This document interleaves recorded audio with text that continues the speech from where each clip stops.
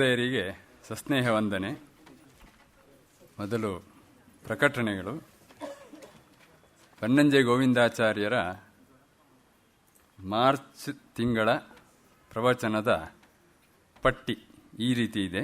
March 11ರಿಂದ 15ರವರೆಗೆ Devagiri ರಾಯರ ಮಠದಲ್ಲಿ ಪ್ರವಚನ, ವಿಷಯ ಮೋಕ್ಷಧರ್ಮ ಪರ್ವ.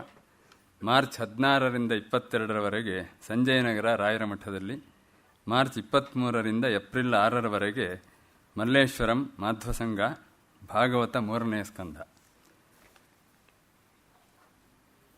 1-2-2016 ಸೋಮವಾರ ಸಂಜೆ 6:30ರಿಂದ 7:45ರವರೆಗೆ ನ್ಯಾಯಮೂರ್ತಿ ಆರ್ ವೆಂಕಟರಾಮಯ್ಯ ದತ್ತಿ ಕಾರ್ಯಕ್ರಮ, ಗೋಖಲೆ ಸಭಾಂಗಣದಲ್ಲಿ. ಪ್ರವಚನ ಮಾಡುವವರು ವಿದ್ವಾನ್ ಗಣೇಶ್ ಭಟ್ ಹೋಬಳಿ. ವಿಷಯ ವಿವೇಕ ಚೂಡಾಮಣಿ, ಮುಂದುವರಿದ ಭಾಗ, ಸರಣಿ 18.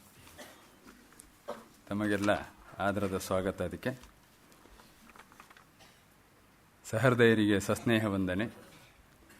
2 ದಿನ ಇರಬಾರದಿತ್ತೇ ಎಂದು ನಾವು ಬಯಸುವಂತಿದ್ದ 12 ದಿನದ ಉಪನಿಷದ್ ಉಪನ್ಯಾಸದ ಕಂತು ಇಂದು ಮುಗಿತಾ ಇದೆ. ಈ ಪ್ರವಚನಾವಧಿಯಲ್ಲಿ ಅಪೂರ್ವ ಉಪನಿಷತ್ತುಗಳಾದ ಮಂತ್ರಿಕೋಪನಿಷತ್ ಹಾಗೂ ನಾರಾಯಣೋಪನಿಷತ್ತನ್ನು ನಾವು ಪರಿಚಯಿಸಿಕೊಂಡಿದ್ದೇವೆ ಆಚಾರ್ಯರ ಮೂಲಕ. ಮುಖ್ಯವಾಗಿ ನಾರಾಯಣ ಶಬ್ದದ ವಿಸ್ತೃತವಾದ ಅರ್ಥ ಮತ್ತು ಓಂಕಾರದ ಅಂತರ್ಗರ್ಭಿತವಾದ ರಹಸ್ಯಾರ್ಥ ಆಚಾರ್ಯರಿಂದ ಉದ್ಘಾಟಿತವಾಗಿದೆ. ನಾರಾಯಣನಿಗೆ 4 ಅಕ್ಷರ ಅಂತ ನಾವು ಅಂದುಕೊಂಡಿದ್ರೆ ಆತ ಅನಂತಾಕ್ಷರ ಅಂತ ಆಚಾರ್ಯರು ತೋರಿಸಿಕೊಟ್ರು. ನಾರಾಯಣನನ್ನು ಕಾಣಿಸಬೇಕಿದ್ದರೆ ಗೋವಿಂದನೇ ಬೇಕು. ಇಳಿದಷ್ಟೂ ಆಳವಾಗುವ, ತಿಳಿದಷ್ಟೂ ಬೃಹತ್ತಾಗುವ ಶಬ್ದಾರ್ಥ ವಿಸ್ಮಯ ಆಚಾರ್ಯರಂತಹ ಸ್ವಾಧ್ಯಾಯಶೀಲರಲ್ಲಿ ಮಾತ್ರ ನಾವು ಕಾಣಬಹುದು. ಮಂತ್ರ ಅರ್ಥ ಮಾಡಿಕೊಳ್ತೇನೆ ಅಂತ ಕೋಶವನ್ನು ನಾವೇನಾದರೂ ಅವಲಂಬಿಸಿದರೆ ಆಚಾರ್ಯರು ತೆರೆದು ತೋರುವ ಈ ಗೂಢ ರಹಸ್ಯ ಅಚ್ಚರಿ ಯಾವುದೂ ಅಲ್ಲಿ ಸಿಗುವಂತಹದ್ದಲ್ಲ. ನಿರಂತರ ಭಗವದನ್ವೇಷಣೆ ಅಂದರೆ ಆಚಾರ್ಯರದ್ದೇ ಮಾತಿನಲ್ಲಿ ಹೇಳುವುದಾದರೆ ಜ್ಞಾನಾನ್ವೇಷಣೆಯನ್ನು ಮಾಡುತ್ತಲೇ ಇರುವ ಬನ್ನಂಜಿಯವರಿಗೆ ಮಾತ್ರ ಇಂತಹ ಅಂತರ್ದರ್ಶನ ಆಗಲಿಕ್ಕೆ ಸಾಧ್ಯ. ಎಲ್ಲ ಶಬ್ದಗಳು ಕೊಟ್ಟ ಕೊನೆಗೆ ಕರಗುವುದು ಭಗವಂತನಲ್ಲಿ ಅಂತ ಆಚಾರ್ಯರು ಸಾಧಾರವಾಗಿ ಸೋದಾಹರಣವಾಗಿ ಮನದಟ್ಟು ಮಾಡಿಕೊಟ್ಟಿದ್ದಾರೆ. ವೇದಾಂತದಂತಹ ಅಸುಲಭ ಗ್ರಾಹ್ಯ ವಿಷಯವನ್ನು ಜನಸಾಮಾನ್ಯರ ಪಟ್ಟಾಂಗದ, ಅಂದರೆ ಸುಮ್ಮನೆ ಹರಟೆ ಹೊಡಿತೇವಂತಲ್ಲ, ಪಟ್ಟಾಂಗದ ಪ್ರಶ್ನೋತ್ತರ ರೂಪದಲ್ಲಿ ಸರಸವಾಗಿ ಸರಳವಾಗಿ ಇವರು ತಿಳಿ ಹೇಳುವುದರಿಂದಲೇ ಅಧ್ಯಾತ್ಮವನ್ನು ಅರ್ಥ ಮಾಡಿಕೊಳ್ಳಲು ಆಚಾರ್ಯರು ಅನಿವಾರ್ಯರಾಗುತ್ತಾರೆ, ಆಪ್ತರಾಗುತ್ತಾರೆ. ಇಡೀ ವಿಶ್ವಕ್ಕೆ ಜ್ಞಾನವನ್ನು ಕೊಟ್ಟ ಹೆಮ್ಮೆ ವೇದೋಪನಿಷತ್ತುಗಳದ್ದಾದರೆ ಆ ಹೆಮ್ಮೆಯನ್ನು ಸಮರ್ಥವಾಗಿ ಪುನರ್ನವೀಕರಿಸುತ್ತಲೇ, ಅಂದರೆ ರಿನ್ಯೂ ಮಾಡುತ್ತಲೇ ಇರುವ ಆಚಾರ್ಯರು ನಮ್ಮ ಹೆಮ್ಮೆ. ಆಚಾರ್ಯರು ವಾಚಸ್ಪತಿಗಳು, ವಿದ್ಯಾವಾಚಸ್ಪತಿಗಳು, ಅದು ಅವರ ಬಿರುದು ಸಹ. ಮಾತಿನ ಬಗ್ಗೆ ಎಷ್ಟು ಎಚ್ಚರಾಗಿರಬೇಕು, ಮಾತನ್ನು ಹೇಗೆ ಮುತುವರ್ಜಿಯಿಂದ ಚಲಾವಣೆ ಮಾಡಬೇಕು ಅಂತ ನಿನ್ನೆ ತಾನೇ ಅವರು ಕಿವಿ ಮಾತು ಹೇಳಿದರು. ನಮ್ಮಿಂದ ಹೊಮ್ಮುವ ಪ್ರತಿಯೊಂದು ಶಬ್ದವೂ ಶಬ್ದಗುಣಕವಾದ ಆಕಾಶದಲ್ಲಿ ರೆಕಾರ್ಡ್ ಆಗುತ್ತದೆ, ಅದನ್ನು ಅಳಿಸಲಿಕ್ಕೆ ಬರೋದಿಲ್ಲ ಅಂತಂದರು. ಆಚಾರ್ಯರು ಸುಮ್ಮನೆ ಈ ಬೆದರಿಕೆ ಹಾಕಿದ್ದಲ್ಲ, ಅವರೇ ಸದಾ ಈ ವಿಷಯದಲ್ಲಿ ಪರಮ ಜಾಗೃತರಾಗಿರುತ್ತಾರೆ. ತಸ್ಮಾತ್ ಜಾಗೃತ ಅಂತ ನಮ್ಮನ್ನು ಅನುನಯಿಸುತ್ತಾರೆ. ಅಪೂರ್ವ ಉಪನಿಷನ್ಮಾಲಿಕೆ ಮನನೀಯ ಉಪನ್ಯಾಸವಿತ್ತ ಬನ್ನಂಜೆ ಗೋವಿಂದಾಚಾರ್ಯರಿಗೆ ಸಗೌರವ ಕೃತಜ್ಞತೆ. ಪ್ರಕಾಶ್ ಕಿಣಿ ದಯವಿಟ್ಟು ಬರಬೇಕು. ಈ ಕಾರ್ಯಕ್ರಮವನ್ನು ಪ್ರಾಯೋಜಿಸಿದಂತಹ ಬಾರ್ಕೂರು ಪ್ರಕಾಶ್ ಕಿಣಿಯವರು ಆಚಾರ್ಯರನ್ನು ಗೌರವಿಸಬೇಕಾಗಿ ಕೇಳಿಕೊಳ್ತೇನೆ.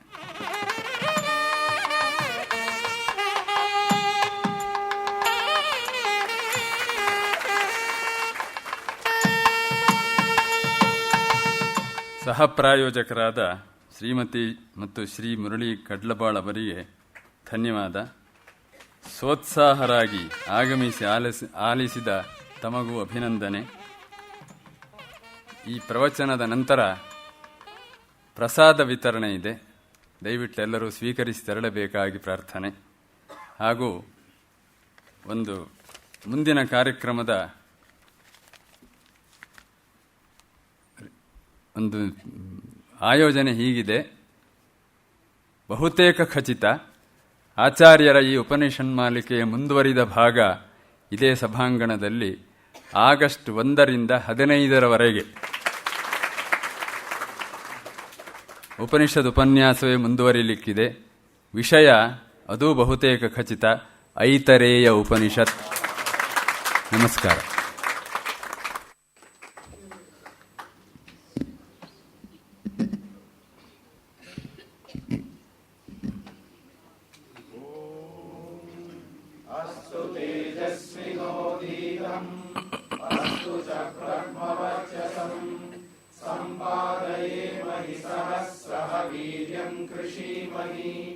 स्तम्भं निर्भिद्य निर्यन्निखिल जगदगक्षालनायावतीर्णम् पूर्णं स्वर्णोपमानद्युतिविहततमस्तोमवस्तारिवर्गम् स्वस्ति श्रीमत्समस्तश्रुतिगदितमहो तन्महो नो विदद्यात् पञ्चास्यं कन्धराया उपरि परिगतं देववृन्दैरमन्दैः उग्रं व्यग्रेन्द्रलोकाभयदमरितराध्यायुधोदग्रबाहुम् रुद्रं रुद्रेन्द्रमुख्यामरगणविनुतं भद्रविज्ञानमुद्रम् वीरं वीरासनस्थं भवभयहरणं दारणं दारुणानाम् रूक्षं कृक्षं महेक्षं क्षपितदुरितमक्षोभणीयं दिदृक्षे ज्वलत्कनकपिञ्जरं दलितभक्तहृत्पञ्जरम् चिरं मुदित निर्जरं श्रुतिमहाटवीकुञ्जरं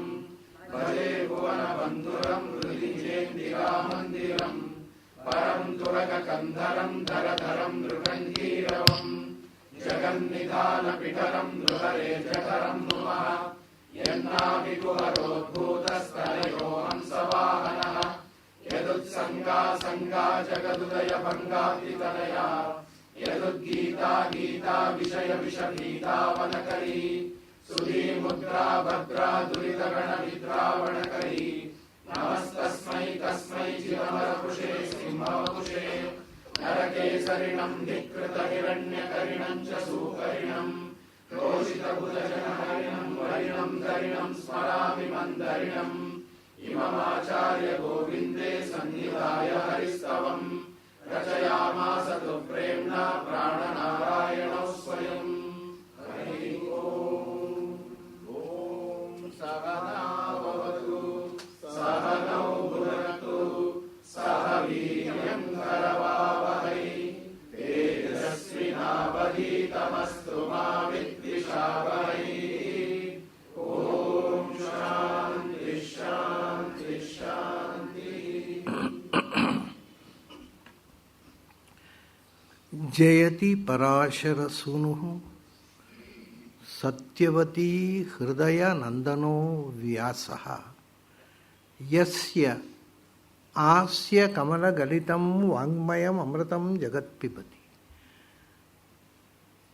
भुजग भोगाभमुद्यम्य हृद्यं निजभुजं दक्षिणं लक्षणाढ्यं ललितमुद्रिक्त विज्ञानमुद्रं भज भज अनन्तमित्यालपन्तं प्रणतवान् प्राणिनां प्राणभूतं प्रणतिभिः प्रीणये पूर्णबोधम् भवदवोष्णेन तातप्यमानान् भुवि परं नाथम् अप्रेक्षमाणान् भुवनमान्येन च अन्येन दोष्णा भवतु भीर्मा इति न सान्त्वयन्तम् प्रणतवान् प्राणिनां प्राणभूतं प्रणतिभिः प्रीणये पूर्णಬೋಧಂ. ನನ್ನ ಅಧ್ಯಾತ್ಮ ಬಂಧುಗಳೇ, ಇವತ್ತು ನಾರಾಯಣ ಉಪನಿಷತ್ತಿನ ಚಿಂತನೆಯ ಮತ್ತು ಈ ಉಪನಿಷನ್ನ ಮಾಲಿಕೆಯ ಕೊನೆಯ ದಿವಸ. ನನಗೆ ಇವತ್ತು ಬೆಳಿಗ್ಗೆ ತುಂಬ ಭಯ ಇತ್ತು. ಯಾಕೆಂದರೆ ಬೆಳಗ್ಗೆ ಅನಾರೋಗ್ಯದಿಂದ ನಾನು ಎದ್ದು ಓಡಾಡುವ ಸ್ಥಿತಿಯಲ್ಲೂ ಇರಲಿಲ್ಲ. ಹಾಗಾಗಿ ಏನಪ್ಪ ಕಥೆ, ಇವತ್ತು ಕೊನೆಯ ದಿವಸ ಅಂತ. ಸಂಜೆ ಆಗ್ತಾ ನಾರಾಯಣ ಗಟ್ಟಿ ಮಾಡಿಬಿಟ್ಟ. ಏನು ನಿರ್ಭಯವಾಗಿ ಮಾತಾಡುವಷ್ಟು ಶಕ್ತಿ ಕೊಟ್ಟ. ಬೆಳಗ್ಗೆ ನೋಡಿದ್ರೆ ನಾನು ಮಾತಾಡುವ ಸ್ಥಿತಿಯಲ್ಲಿ ಇರಲಿಲ್ಲ. ಅಂಥ ಸ್ಥಿತಿಯಲ್ಲಿ ಇವತ್ತು ಈಗ 1.5 ಗಂಟೆ ಇಲ್ಲಿ ಪಕ್ಕದಲ್ಲಿ ಉಪನ್ಯಾಸ ಮುಗಿಸಿ ಮತ್ತೆ ಇಲ್ಲಿ ಮಾತಾಡುವ ಶಕ್ತಿ ನಾರಾಯಣ ಕೊಟ್ಟ. ಹಾಗಾಗಿ ಇವತ್ತು ಪ್ರಾಯ ಚಿಂತನೆ ಸಲೀಸಾಗಿ ನಗೀತೆ. ನಾನು ಒಂದು ವೇಳೆ ಇವತ್ತು ಹೋದರೂ ನನಗೆ ಆರೋಗ್ಯ ಇಲ್ಲ, ಅದನ್ನು ಬೇಗ ಮುಗಿಸ್ತೇನೆ ಅಂತ ಹೇಳಿ ಶಾಸ್ತ್ರಕ್ಕೆ ತಕ್ಕ ಮುಗಿಸಿ ಮನೆಗೆ ಹೋಗಬೇಕು ಅಂತ ಬೆಳಿಗ್ಗೆ ಯೋಚನೆ ಮಾಡಿದ್ದೆ. ಈಗ ಹಾಗೇನೂ ಇಲ್ಲ, ಚೆನ್ನಾಗಿ ಆರೋಗ್ಯ ಕೊಟ್ಟಿದ್ದಾನೆ ನಾರಾಯಣ.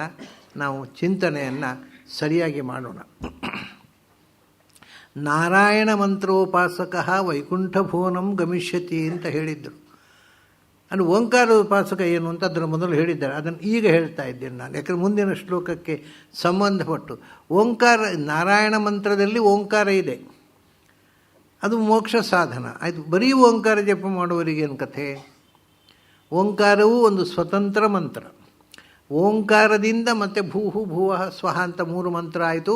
ಅದು ಓಂ ನಮೋ ಭಗವತೆ, ಓಂ ನಮೋ ನಾರಾಯಣಾಯ ಆಯಿತು, ಅದು ಗಾಯತ್ರಿ ಆಯಿತು. ಇವೆಲ್ಲ ಆ ಮಂತ್ರಗಳ ವಿಸ್ತಾರಗಳು, ಎಕ್ಸ್ಪ್ಯಾನ್ಷನ್ಸ್. ಅದೇ 3 ವೇದ ಆಯಿತು. ಬಟ್ ಓಂ ಅನ್ನೋದು ಎಲ್ಲದರ 3 ಅಕ್ಷರ, ಅದಕ್ಕೂ ಮೂಲ ಅಕಾರ. ಈ ಅಕಾರ ಮತ್ತು ಓಂಕಾರದ ಉಪಾಸನೆ ಏನು?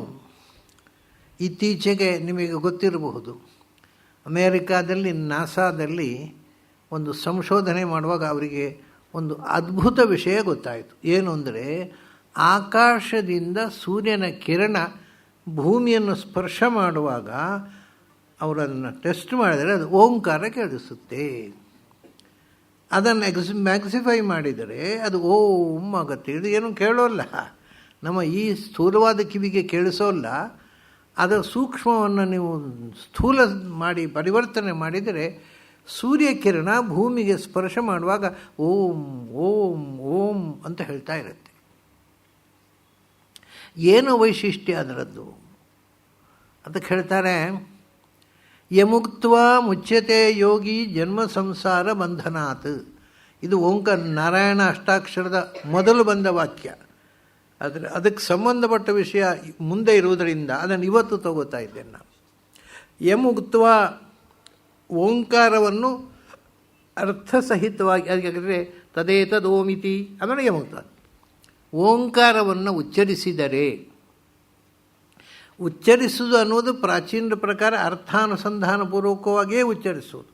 ಯಾಕೆಂದರೆ ನಮಗೆ ಬೇರೆ ಯಾವುದೋ ನಾವು ಅರ್ಥ ಇಲ್ಲದೆ ಉಚ್ಚರಿಸ್ತೇವೆ. ನನ್ನಾದರೂ ನಾವು ಏನು ಮಾತಾಡ್ತೇವೆ ಅದಕ್ಕೊಂದು ಮೀನಿಂಗ್ ಇರುತ್ತಲ್ಲ, ಮೀನಿಂಗ್ಲೆಸ್ ಆಗಿ ಉಚ್ಚರಿಸುವುದು ಅಂತ ಒಂದಿಲ್ಲ. ಇವನ್ ಮ್ಯೂಸಿಕ್ಕಿಗೆ ಅದರಲ್ಲಿ ನಾವು ಏನು ಸ್ವರದ ವಿಸ್ತಾರ ಮಾಡ್ತೇವೆ, ಆ ಸ್ವರಕ್ಕೂ ಒಂದು ಮೀನಿಂಗ್ ಇದೆ. ಹಾಗಾಗಿ ಬಾಯಿಯಿಂದ ಬರುವ ಮಾತಿಗೆ ಒಂದು ಅರ್ಥ ಇರಲೇಬೇಕು. ಇಲ್ಲದೇ ಇದ್ದರೆ ಅದು ಸುಮ್ಮನೆ ನಾದ ಅಂತ ಹೇಳ್ತೇವೆ, ಪ್ರಾಣಿಗಳ ಕೂಗಿನ ಹಾಗೆ. ಅದು ಶಬ್ದವಾಗಿ ಆ ಸಪ್ತ ಸ್ವರಗಳ ಭಾಗವಾಗಿ ಬಾಯಿಯಿಂದ ಬಂದರೆ ಅದಕ್ಕೆ ಒಂದು ಅರ್ಥ ಇರಲೇಬೇಕು. ಅದನ್ನ ಉಕ್ತ್ವ ಅಂದರೆ ಅದನ್ನು ಅರ್ಥ ತಿಳಿದು ಉಚ್ಚರಿಸಿದಾಗ ಅಂತಲೇ ಅರ್ಥ, ಸುಮ್ಮನೆ ಉಚ್ಚರಿಸುವುದಲ್ಲ. ಪ್ರಾಯ ಇದು ಇವತ್ತು ಇಲ್ಲ. ಇವತ್ತು ಜಪ ಮಾಡುವವರೆಲ್ಲ ಓಂ ಓಂ ಅಂತ ಹೇಳ್ತಾರೆ, ಓಂ ನಮೋ ನಾರಾಯಣಾಯ ಹೇಳ್ತಾರೆ, ಓಂ ನಮೋ ಭಗವತೆ ವಾಸುದೇವಾಯ ಹೇಳ್ತಾರೆ. ಆದರೆ ಯಾವುದರ ಅರ್ಥ ಚಿಂತನೆಯೂ ಇಲ್ಲ. ಅದು ಮೆಕ್ಯಾನಿಕಲ್ ಅಟರೆನ್ಸ್, ಸುಮ್ಮನೆ ಆ ಶಬ್ದವನ್ನು ಬಾಯಿಂದ ಉಚ್ಚರಿಸುವುದು. ಹಾಗೊಂದು ಕ್ರಮವೇ ಇಲ್ಲ ಭಾಷೆಯಲ್ಲಿ. ನಾವು ಬಾಯಿಂದ ಏನಾದರೂ ಹೇಳ್ತೇವೆ ಆದರೆ ಅದಕ್ಕೊಂದು ಅರ್ಥ ಇರಬೇಕು. ಅರ್ಥರಹಿತವಾಗಿ ಮಾತಾಡೋದು ಅಂತ ಒಂದು ಕ್ರಮವೇ ಇಲ್ಲ. ನಾವು ಅದನ್ನು ಮಂತ್ರಗಳಲ್ಲಿ ಚಾಲ್ತಿಗೆ ತಂದೆವು. ಅದನ್ನು ಹಿಂದಿನವರು ಉಗ್ರವಾಗಿ ವಿರೋಧಿಸ್ತಾರೆ.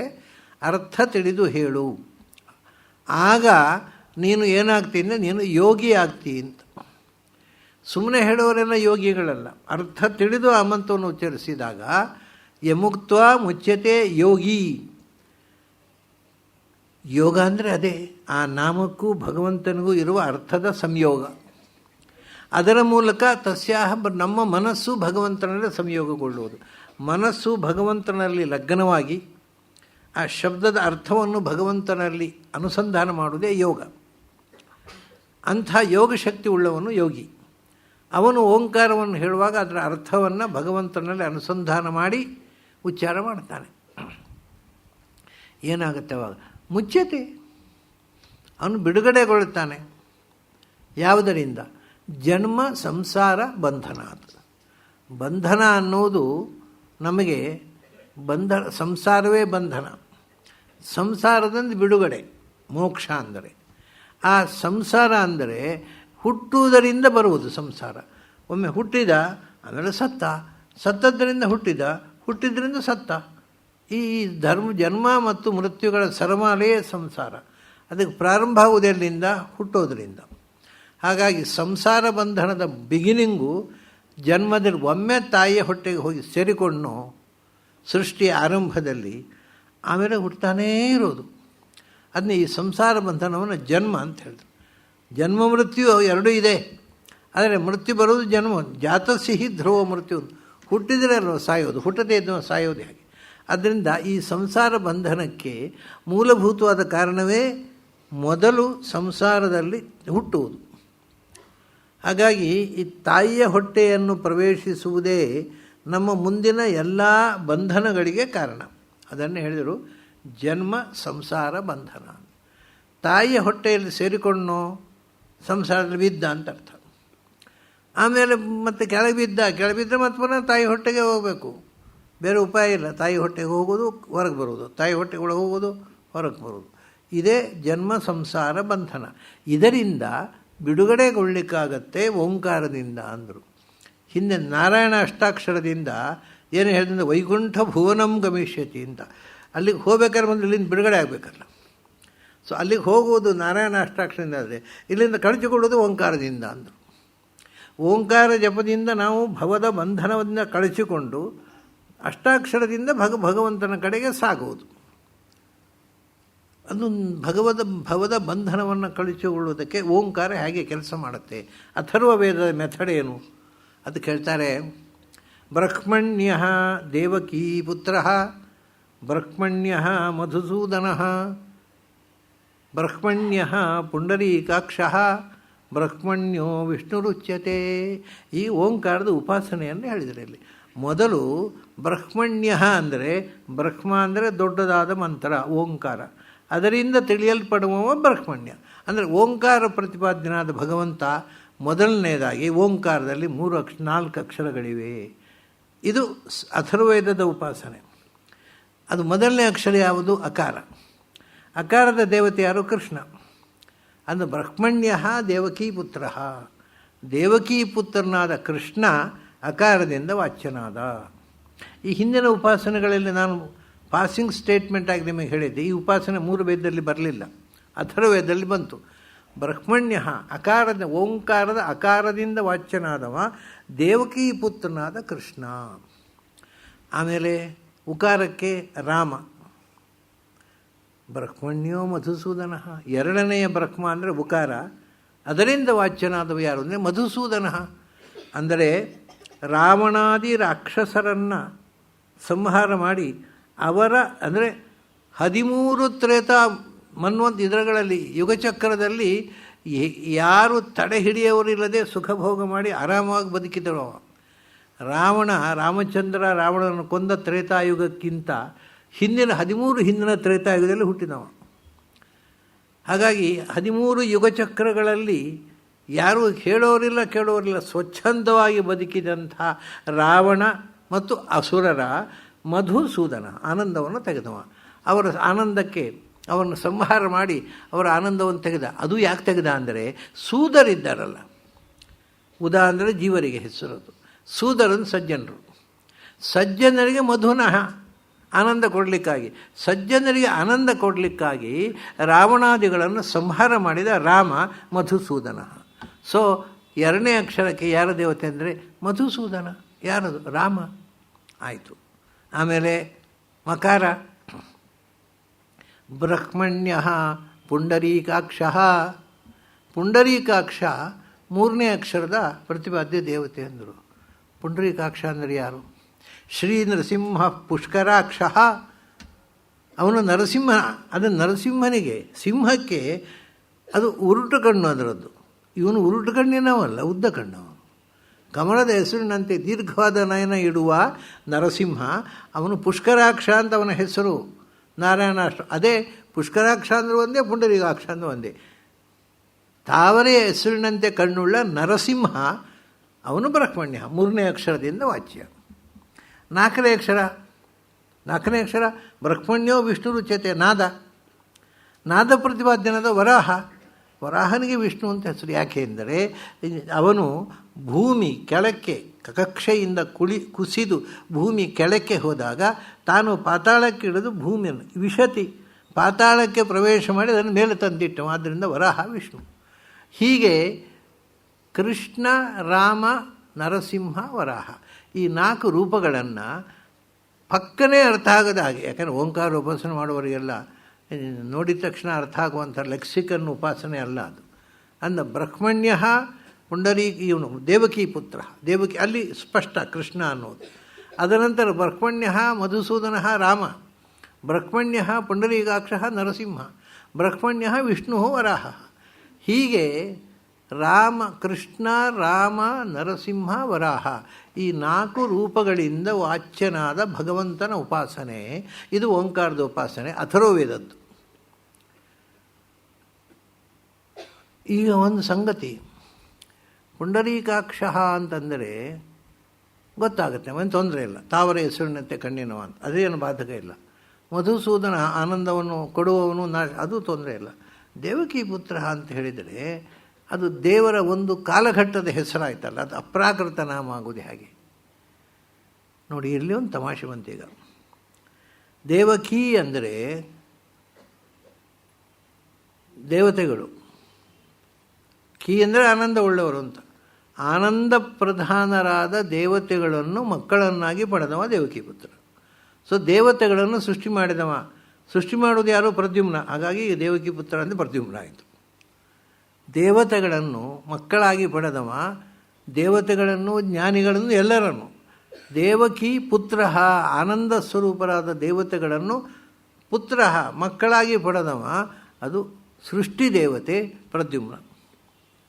ಆಮೇಲೆ ಹುಟ್ಟಿದವರಿಗೆ ಸಜ್ಜನರಿಗೆ ಆನಂದ ಕೊಟ್ಟ, ದುರ್ಜನರಿಗೆ ದುಃಖ ಕೊಟ್ಟ ಮಧುಸೂದನ, ಪಾಲನೆ ಮಾಡುವವ ಅನಿರುದ್ಧ. ಸೊ ಮೊದಲು ಪ್ರದ್ಯುಮ್ನ, ಆಮೇಲೆ ಅನಿರುದ್ಧ. ಪ್ರದ್ಯುಮ್ನ ಅನಿರುದ್ಧ ಆದಮೇಲೆ ಈ ಶ್ರೀ ನರಸಿಂಹ ಅಷ್ಟೇ ಅಲ್ಲ, ಮತ್ತು ನರಸಿಂಹ ಮಾತ್ರ ಏನು? ಸಂಕರ್ಷಣ, ಅವನು ನರಸಿಂಹನ ಸಂಹಾರ ಶಕ್ತಿ, ಅವನು ಪುಂಡರೀಕಾಕ್ಷ ಸಂಕರ್ಷಣ. ಆಮೇಲೆ ಮೋಕ್ಷ ಕೊಡುವವ ಪ್ರದ್ಯುಮ್ನ ವಿಷ್ಣು ಅಂದರೆ ವಾಸುದೇವ ಅಂತ. ವಿಷ್ಣುರು ಯೋನಿಂ ಕಲ್ಪಯಿತು, ಅಲ್ಲಿಯೂ ವಿಷ್ಣು ಶಬ್ದಕ್ಕೆ ವಾಸುದೇವ ಅಂತ ಅರ್ಥ. ಹೀಗೆ ವಾಸುದೇವ, ಸಂಕರ್ಷಣ, ಪ್ರದ್ಯುಮ್ನ, ಅನಿರುದ್ಧ ಸೃಷ್ಟಿ ಸ್ಥಿತಿ ಸಂಹಾರ ಮೋಕ್ಷಗಳನ್ನು ಕೊಡತಕ್ಕಂಥ ಭಗವಂತನ 4 ರೂಪದ ಚಿಂತನೆಯೂ ಇಲ್ಲಿದೆ. ಇಷ್ಟು ನಮಗೆ ಅಥರ್ವವೇದದ ಉಪಾಸನೆ. ಹಾಗಾಗಿ ಒಟ್ಟಿಗೆ ಏನು? ಸರ್ವಭೂತಸ್ಥಂ ಏಕಂ ನಾರಾಯಣಂ ಕಾರಣಪುರುಷಂ ಅಕಾರಣಂ ಪರಂ ಬ್ರಹ್ಮ ಓಂ. ಓಂ ಅಂದರೆ ಏನು ಅಂದರೆ ಅದು ಸರ್ವಭೂತಸ್ಥಂ. ನಾರಾಯಣನ ನಾವು ಚಿಂತನೆ ಮಾಡುವಾಗ ಮೂಲಭೂತವಾಗಿ ಅವನು ಪರಂ ಬ್ರಹ್ಮ, ಅತ್ಯಂತ ಶ್ರೇಷ್ಠವಾದ ಪರಿಪೂರ್ಣವಾದ ತತ್ವ. ಅದು ಓಂಕಾರ ವಾಚ್ಯ ಮತ್ತು ಅದನ್ನು ಎಲ್ಲೆಲ್ಲಿ ಹುಡುಕೋದಲ್ಲ. ಸರ್ವಭೂತಸ್ಥಂ, ಪ್ರಪಂಚದ ಎಲ್ಲರ ಹೃದಯದ ಒಳಗೂ ನೆಲೆಸಿರ್ತಕ್ಕಂಥ ಪರಶಕ್ತಿ ಅದು. ಅದು ಏನದು? ಏಕಂ ಅಂಥದ್ದು ಇನ್ನೊಂದಿಲ್ಲ. ಏಕಂ ಅನ್ನೋದಕ್ಕೆ ಅದು ಅಂಥದ್ದು ಅದೇ ಒಂದು, ಏಕಮೇವ ಅದ್ವಿತೀಯಂ ಬ್ರಹ್ಮ ಅಷ್ಟೇ ಅರ್ಥ ಅಲ್ಲ. ಸಂಸ್ಕೃತದಲ್ಲಿ ಏಕ ಅನ್ನೋದೊಂದು ಅಬ್ರಿವಿಯೇಷನ್ನು. ಯಾವುದರ ಅಬ್ರಿವಿಯೇಷನ್? ಏಷ ಏವ ಕರೋತೀತಿ ಏಕಃ. ಏಷ ಏವ ಅನ್ನೋದ್ರ ಅಬ್ರಿವಿಯೇಷನ್ ಎ, ಕರೋತಿ ಅನ್ನೋ ಅಬ್ರಿವಿಯೇಷನ್ ಕಹ. ಮೊದಲನೇ ಅಕ್ಷರ ತಗೊಳ್ಳೋದಿಲ್ಲ ಅಬ್ರಿವಿಯೇಷನ್ ಅಂದರೆ. ಇಂಗ್ಲೀಷ್ನಲ್ಲಿ ಮಾತ್ರ ಅಂತ ತಿಳ್ಕೊಂಡಿದ್ದೆವು ನಾವು. ಇಂಗ್ಲೀಷಿಗಿಂತ ಹೆಚ್ಚು ಅಬ್ರಿವಿಯೇಷನ್ ಸಂಸ್ಕೃತದಲ್ಲಿರೋದು. ಅಂದರೆ ಸಂಸ್ಕೃತದ ಅಬ್ರಿವಿಯೇಷನ್ನ ಕದ್ದು ಇಂಗ್ಲೀಷರು ಅಬ್ರಿವಿಯೇಷನ್ ಶುರು ಮಾಡಿದರು. ಅಂದರೆ ಏಷ ಏವ ಕರೋತೀತಿ ಏಕಃ. ಈ ಓಂಕಾರವೇ ಒಂದು ಅಬ್ರಿವಿಯೇಷನ್ ಅಲ್ಲ. ಆ ಅಂದರೆ ಆನಂದ, ಆ ಅಂದರೆ ಅತೀತ, ಉ ಅಂದರೆ ಉಪರಹ, ಮಾ ಅಂದರೆ ಮಾನ ಜ್ಞಾನ. ಇವೆಲ್ಲವೂ ಒಂದು ಶಬ್ದದ ಅಬ್ರಿವಿಯೇಷನು. ಹಾಗೆಯೇ ಏಕಃ ಅನ್ನೋದು ಒಂದು ಶಬ್ದದ ಅಬ್ರಿವಿಯೇಷನು. ಏಷಃ ಅಂದರೆ ಏ ಬೇರೆ, ಏಷಃ ಏತೋ ಏತೆ ನಾವು ಅದೆಲ್ಲ ಶಬ್ದಮಂಜರಿ ಗುರು ಹಾಕೋದು ಬಿಟ್ಟುಬಿಡಿ. ಶಬ್ದಮಂಜರಿಯಿಂದ ಆಚೆಗೆ ಹೋದಾಗ ಶಬ್ದವನ್ನು ಇದು ವೇದದ ಸಂಪ್ರದಾಯ, ಶಬ್ದವನ್ನು ಒಡೆದು ಅರ್ಥ ಮಾಡಬೇಕು. ಬೇಂದ್ರೆಯವರು ಕನ್ನಡದಲ್ಲಿ ಈ ಎಕ್ಸ್ಪೆರಿಮೆಂಟ್ ಮಾಡಿದ ಒಬ್ಬ ಏಕಮಾತ್ರ ಕವಿಗಳು.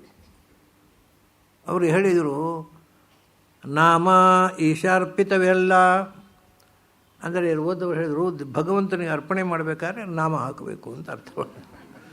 ಅವರು ಹಾಗೆ ಹೇಳಿದ್ದಲ್ಲ, ನಾಮ ಉಂಟಲ್ವ ಅದು ನಾನು ಅಲ್ಲ,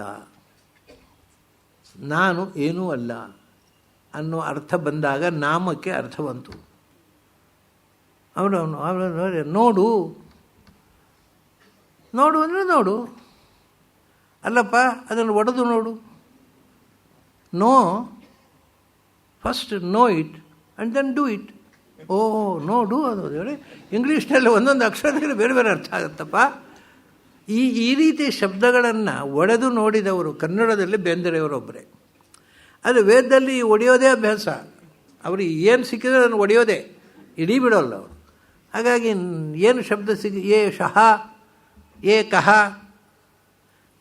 ಏನಿರ್ಬೋದು, ಅಂದರೆ ಏನು, ಅಂದರೆ ಏಕಏವ, ಅಲ್ಲಿ ಏಕ ಏಷ ಏವ, ಅಂದರೆ ಏಷ ಏವ, ಇವನೊಬ್ಬನೇ, ಏನು ಕಹ ಅಂದರೆ ಮಾಡ್ತಾನೆ. ಹೌದು, ಎಲ್ಲವನ್ನು ಸೃಷ್ಟಿ ಮಾಡಿದವನು ಯಾರೊಬ್ಬನೋ ಆ ಒಬ್ಬನಿಗೇ ಏಕ ಅಂತ ಹೆಸರು, ಬೇರೆ ಯಾರಿಗೂ ಆ ಶಬ್ದ ಹೆಸರು.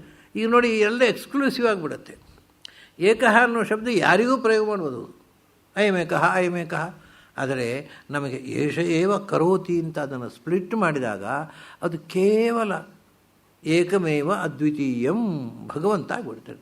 ಬೇರೆ ಯಾರಿಗೋ ಏಕ ಅಂತ ಹೇಳಲಿಕ್ಕೇ ಬರೋದಿಲ್ಲ. ಇದು ವೇದಕಾಲದಲ್ಲಿ ಪ್ರತಿಯೊಂದು ಶಬ್ದವನ್ನು ಕೂಡ ಅದು ಕೇವಲ ಭಗವಂತನ ಎಕ್ಸ್ಕ್ಲೂಸಿವ್ ಕ್ವಾಲಿಟಿಯಾಗಿ ಚಿಂತನೆ ಮಾಡತಕ್ಕಂಥ ಒಂದು ಪದ್ಧತಿ ಇತ್ತು. ಅದು ಈಗ ಸಂಸ್ಕೃತದಲ್ಲಿಯೂ ಮರೆತು ಹೋಗಿದೆ, ಬೇರೆ ಭಾಷೆಯಲ್ಲಿ ಬಿಡಿ. ಸಂಸ್ಕೃತ ವಿದ್ವಾಂಸರಿಗೂ ಕೂಡ ಈ ಶಬ್ದವನ್ನು ಭಗವಂತನಲ್ಲಿ ಎಕ್ಸ್ಕ್ಲೂಸಿವ್ ಆಗಿ ಅನುಸಂಧಾನ ಮಾಡುವ ಒಂದು ಟ್ರೆಂಡೇ ಹೊರಟು ಹೋಗಿದೆ. ಅದರ ಉಪನಿಷತ್ನಲ್ಲಿ ನೀವು ಹಾಗೆ ಇಟ್ಟುಕೊಂಡಾಗ ಅದೊಂದು ಅದ್ಭುತವಾದ ಅನುಭೂತಿ.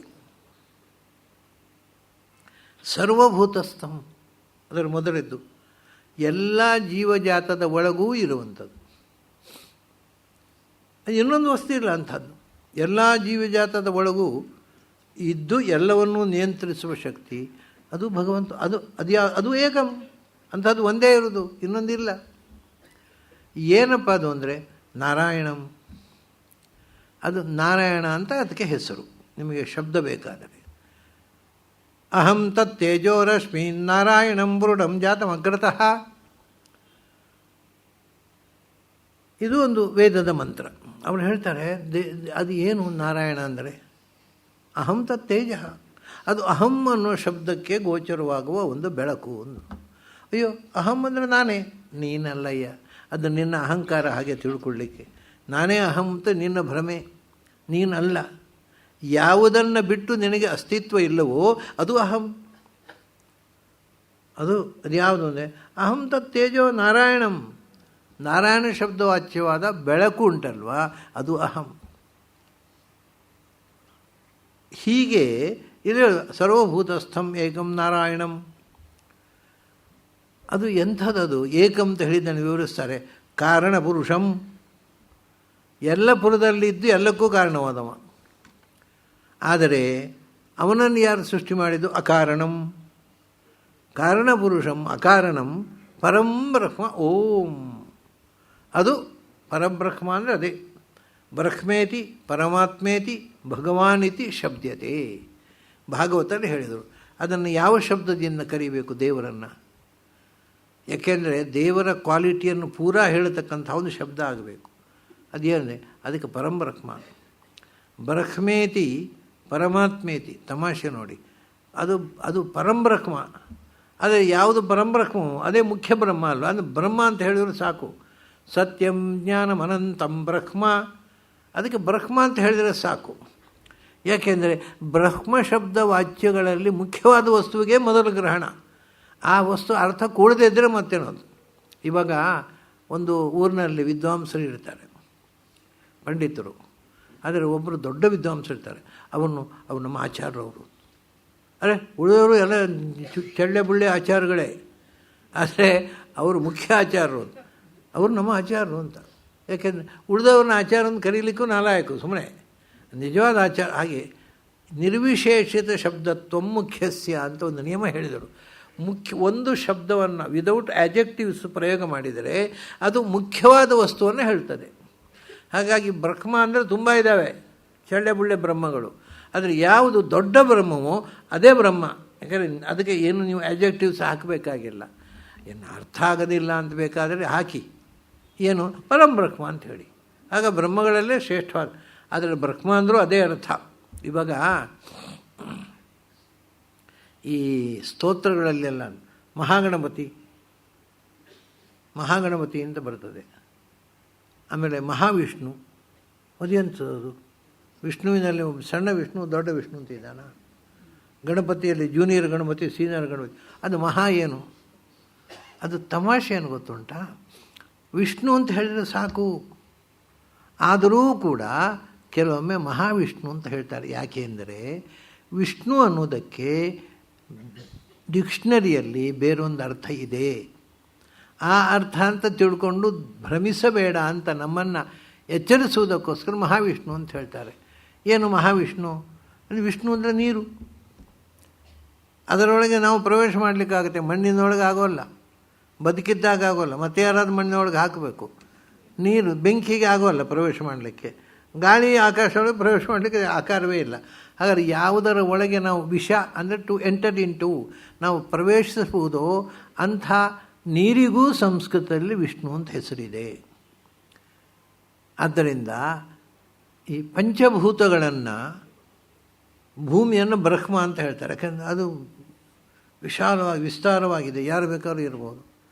ಭೂಮಿಯನ್ನು ಬ್ರಹ್ಮ ಅಂದರು, ನೀರನ್ನು ವಿಷ್ಣು ಅಂದರು, ಬೆಂಕಿಯನ್ನು ರುದ್ರ ಅಂದರು. ಅದು ಅರ್ಥ ಆಗುತ್ತೆ ನಮಗೆ, ಕೈ ಹಾಕಿದ್ರೆ ಸುಡುತ್ತೆ ರುದ್ರ. ಆಮೇಲೆ ಗಾಳಿಯನ್ನು ಈಶ್ವರ ಅಂದರು. ಯಾಕೆಂದರೆ ನಮ್ಮ ಉಸಿರು ಬದುಕೇ ಅದರ ಅಧೀನ, ಅದು ಬದುಕಿಗೆ ಒಡೆಯ. ಗಾಳಿಯನ್ನು ಈಶ್ವರ ಅಂದರು. ಆಕಾಶವನ್ನು ಸದಾಶಿವ, ಆಕಾಶ ಇಂಪ್ಯೂರ್ ಆಗುವುದೇ ಇಲ್ಲ ಅದು. ಹಾಗಾಗಿ ಬ್ರಹ್ಮ, ವಿಷ್ಣು, ರುದ್ರ, ಈಶ್ವರ, ಸದಾಶಿವ ಇವು ಪಂಚಪ್ರೇತಗಳು. ಒಂದು ಪಂಚಪ್ರೇತಾಸನಾಸೀನಾಂ. ನಮ್ಮ ಚಿತ್ರಕಾರರು 5 ಜನ ಬ್ರಹ್ಮ, ವಿಷ್ಣು, ರುದ್ರ ಅವ್ರನ್ನ ದೇವಿಯ ಕಾಲಡಿಗೆ ಹಾಕಿ ಅದರ ಮೇಲೆ ಶೂಲ ಹಿಡ್ಕೊಂಡು ನಿಂತುಬಿಟ್ಟಾಗಿ ಪೇಂಟಿಂಗ್ ಮಾಡಿಬಿಟ್ಟಿದ್ದಾರೆ. ಅರ್ಥ ಆಗೋದಿಲ್ಲ ನಮಗೆ. ಇಂಥದ್ದೆಲ್ಲ ದೊಡ್ಡ ಚಿತ್ರಗಳೇ ಈ ಇದರ ಹಾಗೆ.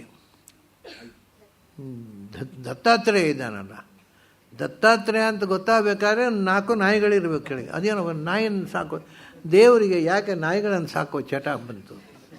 ಅದು ಶಿಲ್ಪಿಗಳ ಭಾಷೆಯಲ್ಲಿ ನಾಯಿ ಎಂದರೆ ಭಗವಂತನನ್ನು ನಿರಂತರ ಅನುಸರಿಸುವ 4 ವೇದಗಳು.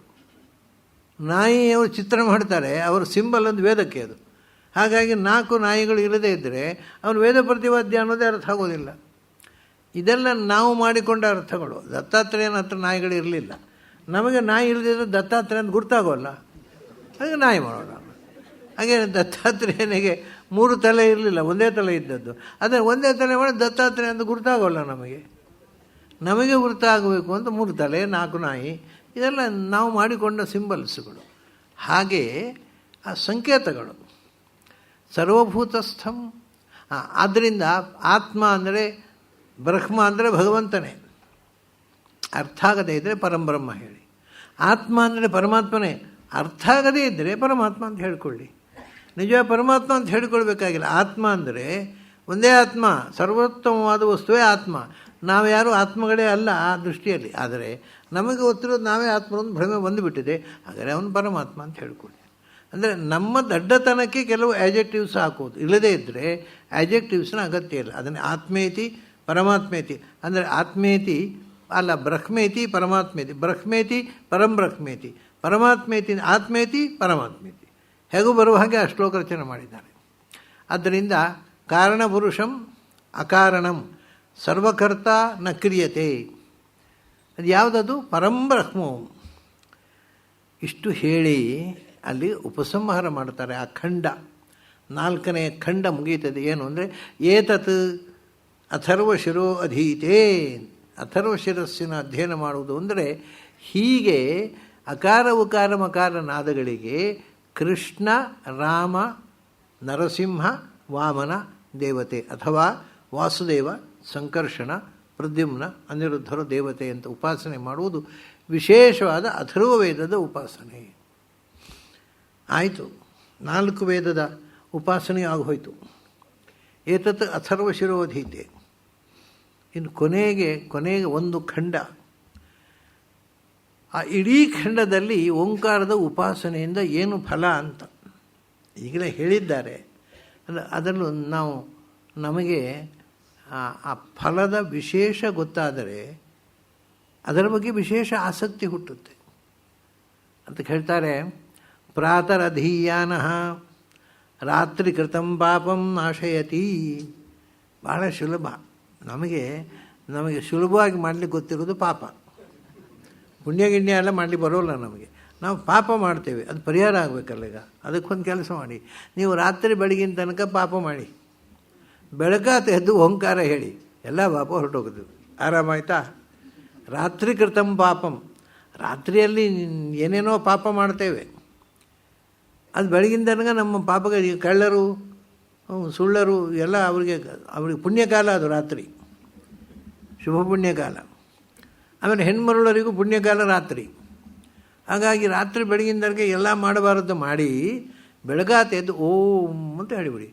ರಾತ್ರಿ ಕೃತಂ ಪಾಪಂ ನಾಶಯತಿ, ಪೂರ ಪರಿಹಾರ ಆಯಿತು. ಆಗ ರಾತ್ರಿ ಏನು ಬೇಕಾದ್ರೂ ಮಾಡ್ಬೋದು. ಅದು ಮದ್ದುಂಟು ನಮ್ಮ ಹತ್ರ ಪರಿಹಾರಕ್ಕೆ. ಹಾಗೆಯೇ ದಿವಸ ಕೃತಂ ಪಾಪಂ, ಅದೇ ಅವಾಗೇನು ಮಾಡಿದ್ರೆ ದಿವಸ ಕೃತಂ ಪಾಪಂ ಅಂದರೆ ಮೊದಲು ರಾತ್ರಿಯಲ್ಲಿ ಅದನ್ನು ಪಠನೆ ಮಾಡಿದರೆ ಪ್ರಾತಃ ಧ್ಯಾನ, ಸಾಯಮಧೀಯಾನಃ ದಿವಸ ಕೃತಂ ಪಾಪಂ ನಾಶಯತಿ. ಬೆಳಗಿನ ಸಂಜೆ ತನಕ ಮಾಡಬಾರದ ಕೆಲಸ ಮಾಡಿದೆವು, ಏನೇನೋ ಮಾಡಿದೆವು, ಏನೇನೋ ಬಿಡುವುದೆಲ್ಲ ಮಾಡಿದೆವು. ಕಡೆಗೆ ಸಾಯಂಕಾಲ ಆದಮೇಲೆ ಒಂದು ಓಂ ಅಂತ ಹೇಳಿಬಿಟ್ರೆ ಸಹಿ ಪೂರ ನಾಶವಾಗುತ್ತೆ. ಇದು ನಮಗೆ ಸುಲಭದ ವಿಧಾನ ಅಲ್ಲ. ಆ ಪಾಪ ನಾಶ ಆಗುವುದು ಹೇಗೆ ಅನ್ನೋದನ್ನು ಎಚ್ಚರಿಸೋ ಮಂತ್ರ ಇದು. ರಾತ್ರಿ ಬೆಳಗಿನ ತನಕ ಪಾಪ ಮಾಡಿ ಓಂ ಅಂತ ಹೇಳಿದ ಕೂಡಲೇ ನಾಶ ಆಗುವುದಿಲ್ಲ. ಬೆಳಗಿನ ಸಂಜೆಯ ತನಕ ಏನೇನೋ ಮಾಡಿ ಓಂ ಅಂತ ಹೇಳಿದ ಕೂಡಲೇ ನಾಶ ಆಗುವುದಿಲ್ಲ. ಆದರೆ ಅಲ್ಲಿ ಹೇಳ್ತಾರೆ ನಾಶಯತಿ ಅಂತ. ಅಂದರೆ ಯಾವುದು ಅನ್ಇಂಟೆನ್ಷನಲ್ ಆದರೆ, ರಾತ್ರಿಯಲ್ಲಿ ಪಾಪ ಆಗಿ ಹೋಯಿತು, ನಾವು ಬೇಕು ಅಂತ ಮಾಡಿದ್ದಲ್ಲ, ಪರಾಮರ್ಶೆಯಿಂದ ಆಗೋಯಿತು. ಆಗ ಜ್ಞಾತಾಜ್ಞಾತ ಪಾಪಗಳು ಅಂತಿದೆ. ನಮ್ಮಲ್ಲಿ ಭಾಳ ಸುಲಭ ಮಾಡಿಬಿಟ್ಟಿದ್ದಾರೆ ಪುರೋಹಿತರು. ಜ್ಞಾತಾಜ್ಞಾತ ಸರ್ವದೋಷ ಪರಿಹಾರಾರ್ಥಂ. ಅದು ಪುಣ್ಯಕ್ಕೆ ಕೃತಾಕೃತ ಅಂತ ಸೇರಿಸಲಿಲ್ಲ. ಮಾಡದೇ ಇದ್ದ, ನೆನಪಿರುವ, ಮರೆತು ಹೋದ, ಬುದ್ಧಿಪೂರ್ವಕವಾಗಿ ಮಾಡಿದ ಅಥವಾ ಬುದ್ಧಿ ಇಲ್ಲದೆ ಮಾಡಿದ ಎಲ್ಲ ಪಾಪಗಳು ಪರಿಹಾರ ಆಗಲಿ ಅಂತ ಸಂಕಲ್ಪ ಮಾಡ್ತಾರೆ. ಆಗೋಲ್ಲ. ನಾವು ಏನೋ ಪಾಪ ನಮ್ಮಿಂದ ಘಟಿಸಿ ಹೋಗಿದೆ, ನಾವು ಮಾಡಬೇಕು ಅಂತ ಮಾಡಿದ್ದಲ್ಲ, ಅಕಸ್ಮಾತ್ ತಪ್ಪಾಯಿತು, ಅದನ್ನು ಹೇಳೋದವರು. ಅದು ರಾತ್ರಿ ಕೃತಂ ಪಾಪಂ. ರಾತ್ರಿಯಲ್ಲಿ ನಮ್ಮಿಂದ ಅಕಸ್ಮಾತ್ತಾಗಿ ಏನೋ ಒಂದು ತಪ್ಪಾಯಿತು. ಮತ್ತು ಕೆಲವು ತಪ್ಪು ನಮಗೆ ಗೊತ್ತಿಲ್ಲದೆ ಅಲ್ಲ, ಅನಿವಾರ್ಯವಾಗಿ ಆಗ್ತವೆ. ಇವಾಗ ನಾವು ನಡ್ಕೊಂಡು ಹೋಗ್ತೇವೆ, ನಡ್ಕೊಂಡು ಹೋದುವಾಗ ನಮ್ಮ ಕಾಲಡಿಗೆ ಬಿದ್ದು ಸಣ್ಣ ಸಣ್ಣ ಕ್ರಿಮಿಗಳು ಸಾಯ್ತಾನೇ ಇರ್ತವೆ. ಅನೇಕ ಸೂಕ್ಷ್ಮ ಜಂತುಗಳು ಸಾಯ್ತವೆ. ಅದು ಎಲ್ಲಿ ತನಕ ಹಿಂದವರು ಅಬ್ಸರ್ವ್ ಮಾಡಿದ್ದು ಅಂದರೆ, ನಾವು ಮಾತಾಡುವಾಗ ಈ ವಾತಾವರಣದಲ್ಲಿರ್ತಕ್ಕಂಥ ಸೂಕ್ಷ್ಮಾಣುಗಳಿದ್ದಾವಲ್ಲ, ನಮ್ಮ ವಾಯ್ಸಿನ ವೈಬ್ರೇಷನ್ಗೆ ಸತ್ತು ಹೋಗ್ತವೆ. ಅಷ್ಟೆಲ್ಲ. ಆದ್ದರಿಂದ ನಾವು ಮಾತಾಡುವಾಗ ಕೊಲೆ ಆಗುತ್ತೆ, ನಾವು ನಡೆಯುವಾಗ ಕೊಲೆ ಆಗುತ್ತೆ. ಮತ್ತು ನಾವು ಶುದ್ಧ ಶಾಕಾಹಾರಿಗಳು, ಆದರೆ ನಾವು ತಗೊಳ್ಳುವಂಥ ಎಲೆಗಳಲ್ಲೆಲ್ಲ ಹುಳುಗಳಿರ್ತವೆ, ಅದು ಚೆನ್ನಾಗಿ ಬೆಂದು ಹೋಗುತ್ತೆ. ನಾನು ಈ ಒಂದು ಹೋಟೆಲ್ನಲ್ಲಿ ಏನು ಗೋಬಿ ಮಂಚೂರಿ ಅಂತ, ಅದು ಭಾರಿ ಚೆನ್ನಾಗಿರುತ್ತೆ ಅಲ್ಲ, ಅದರಲ್ಲೆಲ್ಲ ತುಂಬ ಹುಳ ಇರುತ್ತಲ್ಲ, ಅದನ್ನು ಹೇಗೆ ನೀವು ಕೊಡ್ತೀರಿ ಅಂತ ಕೇಳಿದೆ. ಅದೇನು ಸ್ವಾಮಿ, ಹುಳ ಎಲ್ಲ ಹುರಿಯುವಾಗ ಎಲ್ಲ ಹೋಗಿಬಿಡ್ತಾವೆ.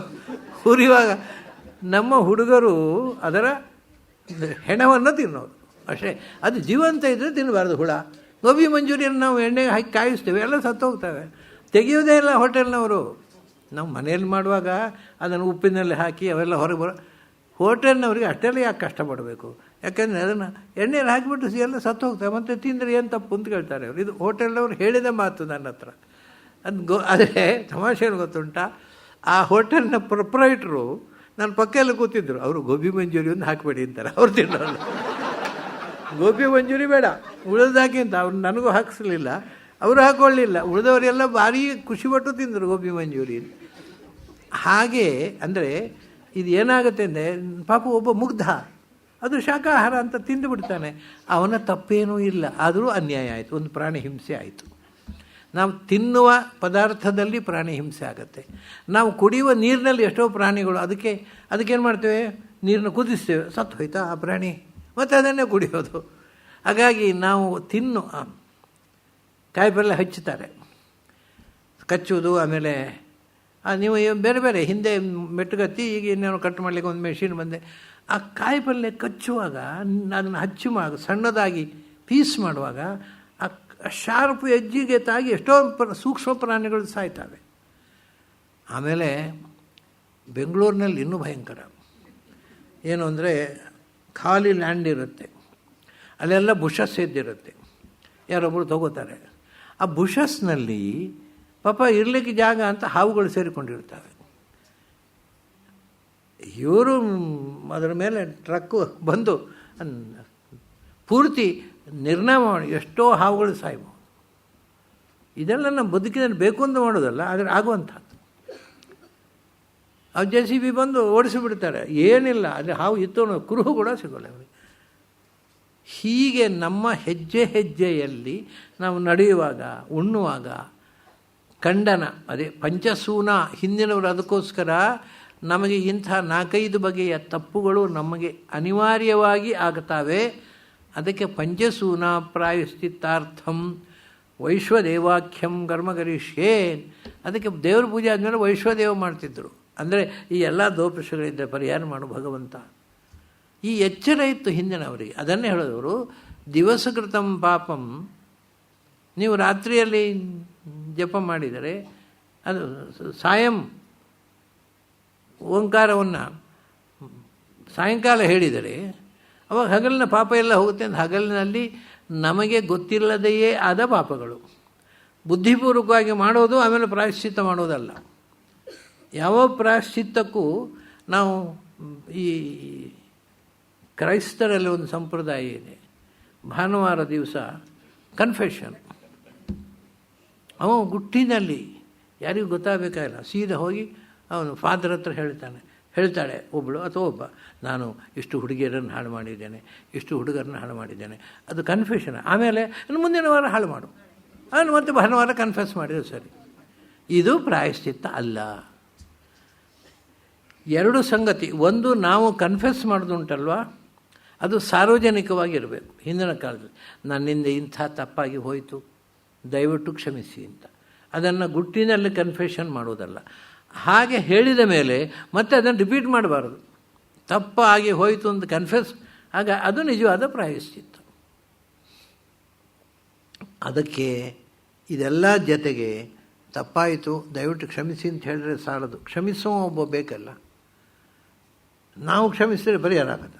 ಆಯಿತು ಕ್ಷಮಿಸಿದ್ದೇನೆ, ತಪ್ಪು ಮಾಡುತ್ತೆ. ಅರೆ, ನಮಗೆ ತಪ್ಪು ಮಾಡಲಿಕ್ಕೆ ಹೇಳೋ ರೈಟು ಇಲ್ಲ, ಕ್ಷಮಿಸುವ ರೈಟು ಇಲ್ಲ. ಅದಕ್ಕೆ ಪ್ರಾಯಶ್ಚಿತ್ತಂತೂ ತಸ್ಯೋಕ್ತಂ ಹರಿಸಂಸ್ಮರಣಂ ಪರಂ. ಅದಕ್ಕೆ ನೀವು ಪರಿಹಾರ ಒಂದೇ, ಏನು ಅಂದರೆ ದೇವರ ನಾಮಸ್ಮರಣೆ. ಅರ್ಥಾತ್ ನಾನು ಮಾಡಿದ ತಪ್ಪು, ಗೊತ್ತಿಲ್ಲದೆ ಮಾಡಿದ ತಪ್ಪು, ಅಥವಾ ಅಕಸ್ಮಾತ್ ಗೊತ್ತಿದ್ದು ಮಾಡಿದ ತಪ್ಪು, ಪಶ್ಚಾತ್ತಾಪದಿಂದ ಇನ್ನು ಮೇಲೆ ದೇವರೇ ಅದನ್ನು ಮಾಡುವುದಿಲ್ಲ, ಒಮ್ಮೆ ಮಾಡಿದ್ದನ್ನು ಕ್ಷಮಿಸಿ ಅನ್ನುವ ಪ್ರಾಯಶ್ಚಿತ್ತಕ್ಕೆ ಓಂಕಾರ ಪರಿಹಾರ. ಅಂದರೆ ಮಾಮೂಲು ಮಾಡೋದು, ಯಾಕೆಂದರೆ ಪ್ರಾಯಶ್ಚಿತ್ತ ಉಂಟಲ್ಲ, ಮಾಡಿರಿ, ತಪ್ಪು ಮಾಡಿರಿ, ಮತ್ತು ಪುರೋಹಿತರ ಹತ್ರ ಪ್ರಾಯಶ್ಚಿತ್ತ ಮಾಡಿಸಿ, ಅದಾಗೋಲ್ಲ. ಅದರಿಂದ ಅವ್ರು ಹೇಳ್ತಾರೆ, ಬೆಳಿಗ್ಗೆ ನೀವು ಪ್ರಾತರಧೀಯಾನ, ಬೆಳಿಗ್ಗೆ ಓಂಕಾರದ ಅನುಸಂಧಾನ ಮಾಡಿದರೆ ರಾತ್ರಿ ಬೆಳಗಿನ ತನಕ ಪಾಪಗಳು ಪರಿಹಾರ ಆಯಿತು. ಆಮೇಲೆ ಸಾಯಮಧೀಯಾನ, ಸಂಜೆ ಹೊತ್ತು ಹೇಳಿದರೆ ದಿವಸಕೃತಂ ಪಾಪಂ ನಾಶಯತಿ. 2 ಹೊತ್ತು ಹೇಳಿದರೆ ಏನು ಚಂದ ಹೇಳ್ತಾರೆ ನೋಡಿ. ತತ್ ಸಾಯಂ ಪ್ರಾತರಧೀಯಾನ ಪಾಪ ಅಪಾಪೋ ಭವತಿ. ಆವಾಗ ಸಾಯಂಕಾಲ ಮಾಡಿದಂಥ ಓಂಕಾರದ ಜಪದಿಂದ ಹಗಲು ಹೊತ್ತು ಮಾಡಿದ ಪಾಪಗಳೆಲ್ಲ ಇರೇಸಾದವು. ಬೆಳಗಾತ ಮಾಡಿದ್ದರಿಂದ ರಾತ್ರಿ ಎಲ್ಲ ಕಡೆ ಏನಾಯ್ತು, ಪಾಪ ಅಪಾಪೋ ಭವತಿ ಅಂತ. ನೀನಲ್ಲಿ ಹಗಲಿನ ಪಾಪವೂ ಇಲ್ಲ, ರಾತ್ರಿಯ ಪಾಪವೂ ಇಲ್ಲ, ಎಲ್ಲ ಪಾಪದಿಂದ ಪರಿಮುಕ್ತನಾಗ್ತೀಯ. ಇದು ಯಾವಾಗಲೂ ಮಾಡಿದ ಪಾಪದ ಬಗ್ಗೆ ಪಶ್ಚಾತ್ತಾಪ ಇದ್ದು ಶರಣಾಗತಿ ಇದ್ದಾಗ. ಕೊನೆ ಓಂಕಾರ ಹೇಳಿದರೆ ಪಾಪ ಪರಿಹಾರ ಆಗುತ್ತೆ. ಅದನ್ನು ಮಾಡಿರಿ, ಎಷ್ಟು ಬೇಕಾದ್ರೆ ಪಾಪ ಮಾಡಿರಿ, ಕೊನೆ ಒಂದು ಓಂ ಹೇಳಿಬಿಟ್ರಿಂದ ಆಗೋಲ್ಲ. ಆಮೇಲೆ ಆಯಿತು, ಸಾಯಂಕಾಲ ಬೆಳಗ್ಗೆ ಎಲ್ಲ ಆಯಿತು. ಆಮೇಲೆ ಮಧ್ಯಂದಿನಂ ಸೂರ್ಯಾಭಿಮುಖ ಅಧೀಯಾನ, ಇದೊಂದು ವಿಶಿಷ್ಟವಾದ ಕೃತ್ಯ ಹೇಳ್ತಾರೆ. ಮಧ್ಯಂದಿನಂ, ಮಧ್ಯಾಹ್ನ ರಣಬಿಸಿಲು, ಆವಾಗ ಸೂರ್ಯನನ್ನು ನೋಡ್ತಾ, ಮೊದಲೇ ಬಿಸಿ ಸೆಖೆ, ಅದರಲ್ಲಿ ಸೂರ್ಯನನ್ನು ಕಣ್ಬಿಟ್ಟು ನೋಡಿದರೆ ಆ ಕಣ್ಣು ಕುಕ್ಕುತ್ತೆ, ಅದು ನೋಡಲಿಕ್ಕೆ ಆಗೋಲ್ಲ. ಆದರೆ ತಮಾಷೆ ಏನು ಗೊತ್ತುಂಟ, ನೀವು ಬೆಳಗ್ಗೆ ಮಧ್ಯಾಹ್ನ 12 ಗಂಟೆಗೆ ನೆತ್ತಿಯ ಮೇಲೆ ಇರುವ ಸೂರ್ಯನನ್ನು ಹೀಗೆ ಕಣ್ಬಿಟ್ಟು ನೋಡಿ, ಕುಕ್ಕುತ್ತೆ, ಕಣ್ಣು ಮುಚ್ಚಿಕೊಳ್ತೀರಿ. 2ನೇ ದಿವಸ ನೋಡಿ, ಕುಕ್ಕೋಲ್ಲ, ನೋಡಲಿಕ್ಕಾಗತ್ತೆ. 3ನೇ ದಿವಸ ನೋಡಿ, ಎಷ್ಟು ಹೊತ್ತು ಬೇಕಾದ್ರೆ ನೋಡಲಿಕ್ಕಾಗತ್ತೆ. ಸೊ ಕಣ್ಣಿಗೆ ಅಡ್ಜಸ್ಟ್ ಆಗಿಬಿಟ್ರೆ ಸೂರ್ಯನ ಬೆಳಕನ್ನು ಕಣ್ಣು ತೆರೆದು ಎಷ್ಟು ಹೊತ್ತು ನೋಡ್ಬೋದು. ಅದೇ ಪ್ರಾಕ್ಟೀಸ್ ಬೇಕು. ಮೊದಲೇ ಫಸ್ಟ್ ಡೇ ಕಣ್ಣು ತೆರೆದ ಕೂಡಲೇ ಕಣ್ಣು ತನ್ನಷ್ಟಕ್ಕೆ ಮುಚ್ಚಿ ಹೋಗುತ್ತೆ ಅದು. ಸೊ ಸೂರ್ಯನನ್ನು ನೋಡಿ ನೋಡಿ ನೋಡಿ ನಿಮಗೆ ಪ್ರಾಕ್ಟೀಸ್ ಆದರೆ ಮತ್ತೆ ನೋಡ್ತಾ ಇರಲಿಕ್ಕಾಗತ್ತೆ. ನೋಡ್ತಾ ಇರೋದು ಏನು ಉಪಯೋಗ ಗೊತ್ತಾ, ಕಣ್ಣಿನ ಪವರ್ ಜಾಸ್ತಿ ಆಗುತ್ತೆ. ಕನ್ನಡಕ ಬೇಡ ಮತ್ತೆ. ನೀವು ಸೂರ್ಯನನ್ನು ನೋಡ್ತಾ ಇದ್ದರೆ ಆ ಕಣ್ಣು ಸೂರ್ಯನ ಬೆಳಕನ್ನು ನೋಡಿ ನೋಡಿ ಅದಕ್ಕೆ ಅಡ್ಜಸ್ಟ್ ಆಗಿಬಿಟ್ರೆ ಕಣ್ಣು ಪರ್ಫೆಕ್ಟ್ ಆಗಿಬಿಡುತ್ತೆ. ಕಣ್ಣಿನಲ್ಲಿ ಮತ್ತೆ ಕನ್ನಡಕ, ಡಾಕ್ಟರ್ ಹತ್ರ ಹೋಗೋದು, ಡ್ರಾಪ್ಸ್ ಹಾಕೋದು ಏನೂ ಬೇಡ. ಆದರೆ ಕಷ್ಟದ ಕೆಲಸ ಅದು. ಸೂರ್ಯ ನೋಡಿದ್ರೆ ಕಣ್ಣಿನ ಪವರ್ ಸಿಕ್ಕಾಬಟ್ಟೆ ಜಾಸ್ತಿ ಆಗಿಬಿಡುತ್ತೆ. ಯಾವ ಸೂಕ್ಷ್ಮವನ್ನು ಕೂಡ ಕಣ್ಣು ತೆರೆದು ನೋಡಿದರೆ ಗೊತ್ತಾಗತ್ತೆ. ಅದಕ್ಕೆ ಹೇಳಿದ್ರು ಸೂರ್ಯಾಭಿಮುಖ ಅಧೀಯಾನ, ಸೂರ್ಯನನ್ನು ನೋಡಿಕೊಂಡು ಕಣ್ಣು ತೆರೆದ ಕಣ್ಣನ್ನು ಮುಚ್ಚದೆ ಓಂ ಓಂ ಅಂತ ನೀವು ಜಪ ಮಾಡಿದರೆ ಬಹಳ ದೊಡ್ಡ ಸಾಧನೆ ಅದು. ಪಂಚಪಾತಕ ಉಪಪಾತಕಾತ್ ಪ್ರಮುಚ್ಯತೆ. ಜೀವನದಲ್ಲಿ ಮಹಾಪಾತಕ ಉಪಪಾತಕ ಅಂತ 2 ವಿಭಾಗ ಮಾಡ್ತಾರೆ ಹಿಂದಿನವರು. ಮಹಾಪಾತಕ 5, ಅದಕ್ಕೆ ಪಂಚ ಮಹಾಪಾತಕ, ಮತ್ತು ಅದರ ಒಟ್ಟಿಗೆ ಉಪಪಾತಕಗಳು, ಸಣ್ಣ ಸಣ್ಣ ಪಾಪಗಳು. 5 ಮಹಾಪಾತಕ ಯಾವುದು? ಬ್ರಹ್ಮಹತ್ಯ 1, ಅಂದರೆ ಜ್ಞಾನಿಯನ್ನು ಕೊಲ್ಲುವುದು. ಬ್ರಹ್ಮಹತ್ಯ, ಒಬ್ಬ ಜ್ಞಾನಿಯನ್ನು ಕೊಂದರೆ ಇಡೀ ಜ್ಞಾನವನ್ನು ನಾಶ ಮಾಡಿದಾಗಲಿಲ್ಲ. ಇವಾಗ ಈ ಟೆರರಿಸ್ಟು ತಾಲಿಬಾನಿಗಳು ಮಾಡೋದೇನು ಅಂದರೆ, ಯಾರು ತುಂಬ ಜ್ಞಾನಿಗಳು, ಎಕ್ಸ್ಪರ್ಟು, ಸೈಂಟಿಸ್ಟು, ಅವ್ರನ್ನ ಕೊಂದುಬಿಟ್ರೆ ನಮ್ಮ ಲಾಭ ಅಂತ. ಹಾಗೆ ಜ್ಞಾನಿಯನ್ನು ಕೊಲೆ ಮಾಡೋದು ಉಂಟಲ್ವ, ಅದು ಪಾಪಗಳಲ್ಲಿ ಅತ್ಯಂತ ದೊಡ್ಡ ಮಹಾಪಾತಕ ಅಂದ್ರಿಂದ. ಒಬ್ಬ ಸಾಮಾನ್ಯ ಮನುಷ್ಯನ ಕೊಂದರೆ ತಪ್ಪೇ, ಆದರೆ ಜ್ಞಾನಿಯನ್ನು ಕೊಂದರೆ ಇಡೀ ಸಮಾಜದ ಜ್ಞಾನ ಪರಂಪರೆಯನ್ನು ನಾಶ ಮಾಡಿದಂಥ ಮಹಾ ದೊಡ್ಡ ಪಾಪ ಅದು. ಆಮೇಲೆ ಬ್ರಹ್ಮಹತ್ಯ ಶಿರಸ್ಕಂಚ ಸ್ವರ್ಣಸ್ಥೇಯ ಭುಜದ್ವಯಂ, ಅದಕ್ಕಿಂತ ಕೆಳಗಿನ ಪಾಪ ಏನು ಅಂದರೆ ದೇವಸ್ಥಾನದ ಅಥವಾ ಯಾರೇ ಒಬ್ಬರ ಸಜ್ಜನರ ಮನೆಯ ಚಿನ್ನ ಕದಿಯೋದು. ದೇವಸ್ಥಾನದ ಆಭರಣಗಳನ್ನೆಲ್ಲ ಹಿಡ್ಕೊಂಡು ಮನೆಗೆ ಹೋಗಿಬಿಡ್ತಾರೆ ಕೆಲವರು. ಒಂದು ಕಥೆ ಆಗಿದೆ ಬೆಂಗಳೂರಿನಲ್ಲಿ. ಒಬ್ಬರು ಶೆಟ್ಟರು ರಾಮ ಮಂದಿರ ಕಟ್ಟಿಸಿದರು. ಅಲ್ಲಿ ರಾಮ ಮಂದಿರಕ್ಕೆ ನಿತ್ಯ ಪೂಜೆಗೆ ಹೂ, ಆಮೇಲೆ ಆ ದೇವರಿಗೆ ಆಭರಣ ಎಲ್ಲ ತಂದು ಕೊಟ್ಟರು. ಅವು ಏನು ಮಾಡಿ ಪೂಜೆಯವರು ಆ ಆಭರಣ ಎಲ್ಲ ಕೊಂಡೋಗಿ ಹೆಂಡತಿ ಕೊಟ್ಟರು. ನೀನು ಕುತ್ತಿಗೆ ಹಾಕೋ, ರಾಮನಿಗೆ ಹಾಕಿ ಅಂತ. ಹೂ ಕೊಟ್ಟರೆ ಹೆಂಡತಿ ಕೊಂಡೋಗಿ ಕೊಟ್ಟರು. ತಲೆ ರಾಮನಿಗೆ ಹೂವು ಇಲ್ಲ, ಬಂಗಾರವೂ ಇಲ್ಲ. ಇವರಿಗೆ ಶೆಟ್ಟರಿಗೆ ತಲೆ ಬಿಸಿ. ಏನು ಮಾಡಬೇಕು? ನನ್ನ ಹತ್ರ ಬಂದರು ಅವರು ಅಕಸ್ಮಾತು ಉಪನ್ಯಾಸಕ್ಕೆ ಬರ್ತಿದ್ದರು. ಅವಾಗ ಈ ಕಥೆ ಹೇಳಿದರು, ನಾನೊಂದು ರಾಮ ಮಂದಿರ ಮಾಡಿಸಿದೆ ಆಚಾರ್ಯ, ಆದರೆ ಸರಿಯಾಗಿ ಪೂಜೆ ಆಗೋಲ್ಲ ರಾಮನಿಗೆ. ಅವ್ರು ಬಂಗಾರ ಕೊಟ್ಟದ್ದನ್ನೆಲ್ಲ ಹೆಂಡತಿ ಕೊಟ್ಟಿದ್ದಾರೆ, ಹೂ ಕೊಟ್ಟರೆ ಹೆಂಡತಿ ಕೊಡ್ತಾರೆ, ರಾಮನಿಗೆ ಅಲಂಕಾರ ಮಾಡೋಲ್ಲ. ಅದಕ್ಕೆ ಅವರ ಮೇಲೆ ಕೇಸ್ ಮಾಡಬೇಕು ಅಂತ ಇದ್ದೇನೆ ಎಂದರು. ನಾನು ತಕ್ಷಣ ಹೇಳಿದೆ, ನೀವು ರಾಮ ಮಂದಿರ ಕಟ್ಟಿದ್ದು ಲಾಯರನ್ನು ನಂಬಿಯೋ ರಾಮನನ್ನು ನಂಬಿಯೋ? ಅದು ರಾಮನನ್ನು ನಂಬಿ. ಹಾಗಾದರೆ ಕೋರ್ಟಿಗೆ ಹೇಗೆ ಹೋಗ್ತೀರಿ? ಯಾಕೆಂದರೆ ನೀವು ನಾಳೆ ಕೋರ್ಟ್ನಲ್ಲಿ ಕೇಸ್ ಮಾಡಿದರೆ ನಮ್ಮ ಭಾರತ ದೇಶದ ಕಾನೂನಿನ ಪ್ರಕಾರ ಜಡ್ಜ್ಮೆಂಟ್ ಬರಬೇಕಾದ್ರೆ 10 ವರ್ಷ ಹೋಗುತ್ತೆ. ನೀವು ರಾಮನ ಹತ್ರ ನಂಬಿಯಲ್ಲ ದೇವಸ್ಥಾನ ಮಾಡಿದ್ದು, ರಾಮನ ಹತ್ರ ರಿಕ್ವೆಸ್ಟ್ ಮಾಡಿ, ನಿನ್ನ ಪೂಜೆ ಚೆನ್ನಾಗಿ ಮಾಡ್ಕೋ ರಾಮ ಅಂತ. ಅವರಿಗೆ ನಾಟಿತ್ತದು. ಹೌದಲ್ಲ, ನಾನು ರಾಮನನ್ನು ನಂಬದೇ ರಾಮನಿಂದ ಅದು ಏನಾಯಿತೋ ಗೊತ್ತಿಲ್ಲ, ಗಟ್ಟಿ ಅವರ ಒಳಗೆ ಕುಟುಕಿದ ಹಾಗಾಯಿತು. ಹೋಗಿ ದಮ್ಮಯ್ಯ ಹಾಕಿದರು ರಾಮನಿಗೆ, ನಿನ್ನ ಪೂಜೆ ನೀನು ಮಾಡಿಸ್ಕೋ ಅಂತ. ಒಂದು ವಾರದಲ್ಲಿ ನನ್ನ ಹತ್ರ ಬಂದರು, ನೀವು ಹೇಳಿದಾಗ ಮಾಡಿದೆ, ಕೆಲಸ ಆಯಿತು. ಏನು ಆ ಪೂಜೆಯವರು ತಮಾಷೆಗೆ ಬಿಟ್ಟು ಹೋದರು. ಅದು ರಾಮ ನೀನು ಹೋಗಿ ಒಂದು ಕಳಿಸಿಬಿಟ್ಟ ಅವನನ್ನು. ಅವನ ಮನೆ ಪರ್ಫೆಕ್ಟ್ ಆಗೋಯ್ತು. ನೋಡಿ, ಕೋರ್ಟಿಗೆ ಹೋಗಿದ್ದರೆ 10 ವರ್ಷ ಆಗ್ತಿರಲಿಲ್ಲ. ನೀವು ರಾಮನಿಗೆ ಶರಣಾದಿರಿ, ಅವನು ಬೇಕಾದ ವ್ಯವಸ್ಥೆ ಮಾಡಿಕೊಂಡ. ಪೂಜೆ ಬೇಕಾದವರು ಬೇರೆ ಜನ ಬಂದರು. ಆದ್ದರಿಂದ ಯಾವತ್ತೂ ಕೂಡ ನೀವು ಕಾನೂನಿನ ಮೂಲಕ ಏನನ್ನೂ ಮಾಡಲಿಕ್ಕೆ ಬರೋದಿಲ್ಲ. ಬಿಲೀಫನ ಮೂಲಕ ಮಾಡಲಿಕ್ಕೆ ಬರುತ್ತೆ, ಕಾನೂನಿನ ಮೂಲಕ ಏನನ್ನು ಮಾಡಲಿಕ್ಕೆ ಬರೋದಿಲ್ಲ. ಅವನು ಚೆನ್ನಾಗಿ ನಡೀತಾ, ಅದು ಖುಷಿಪಟ್ಟರು ಅವರು. ಈಗ ಚೆನ್ನಾಗಿ ನಡೀತಾ ಇದೆ, ತುಂಬ ಚೆನ್ನಾಗಿದೆ ದೇವಸ್ಥಾನ ಅಂತ.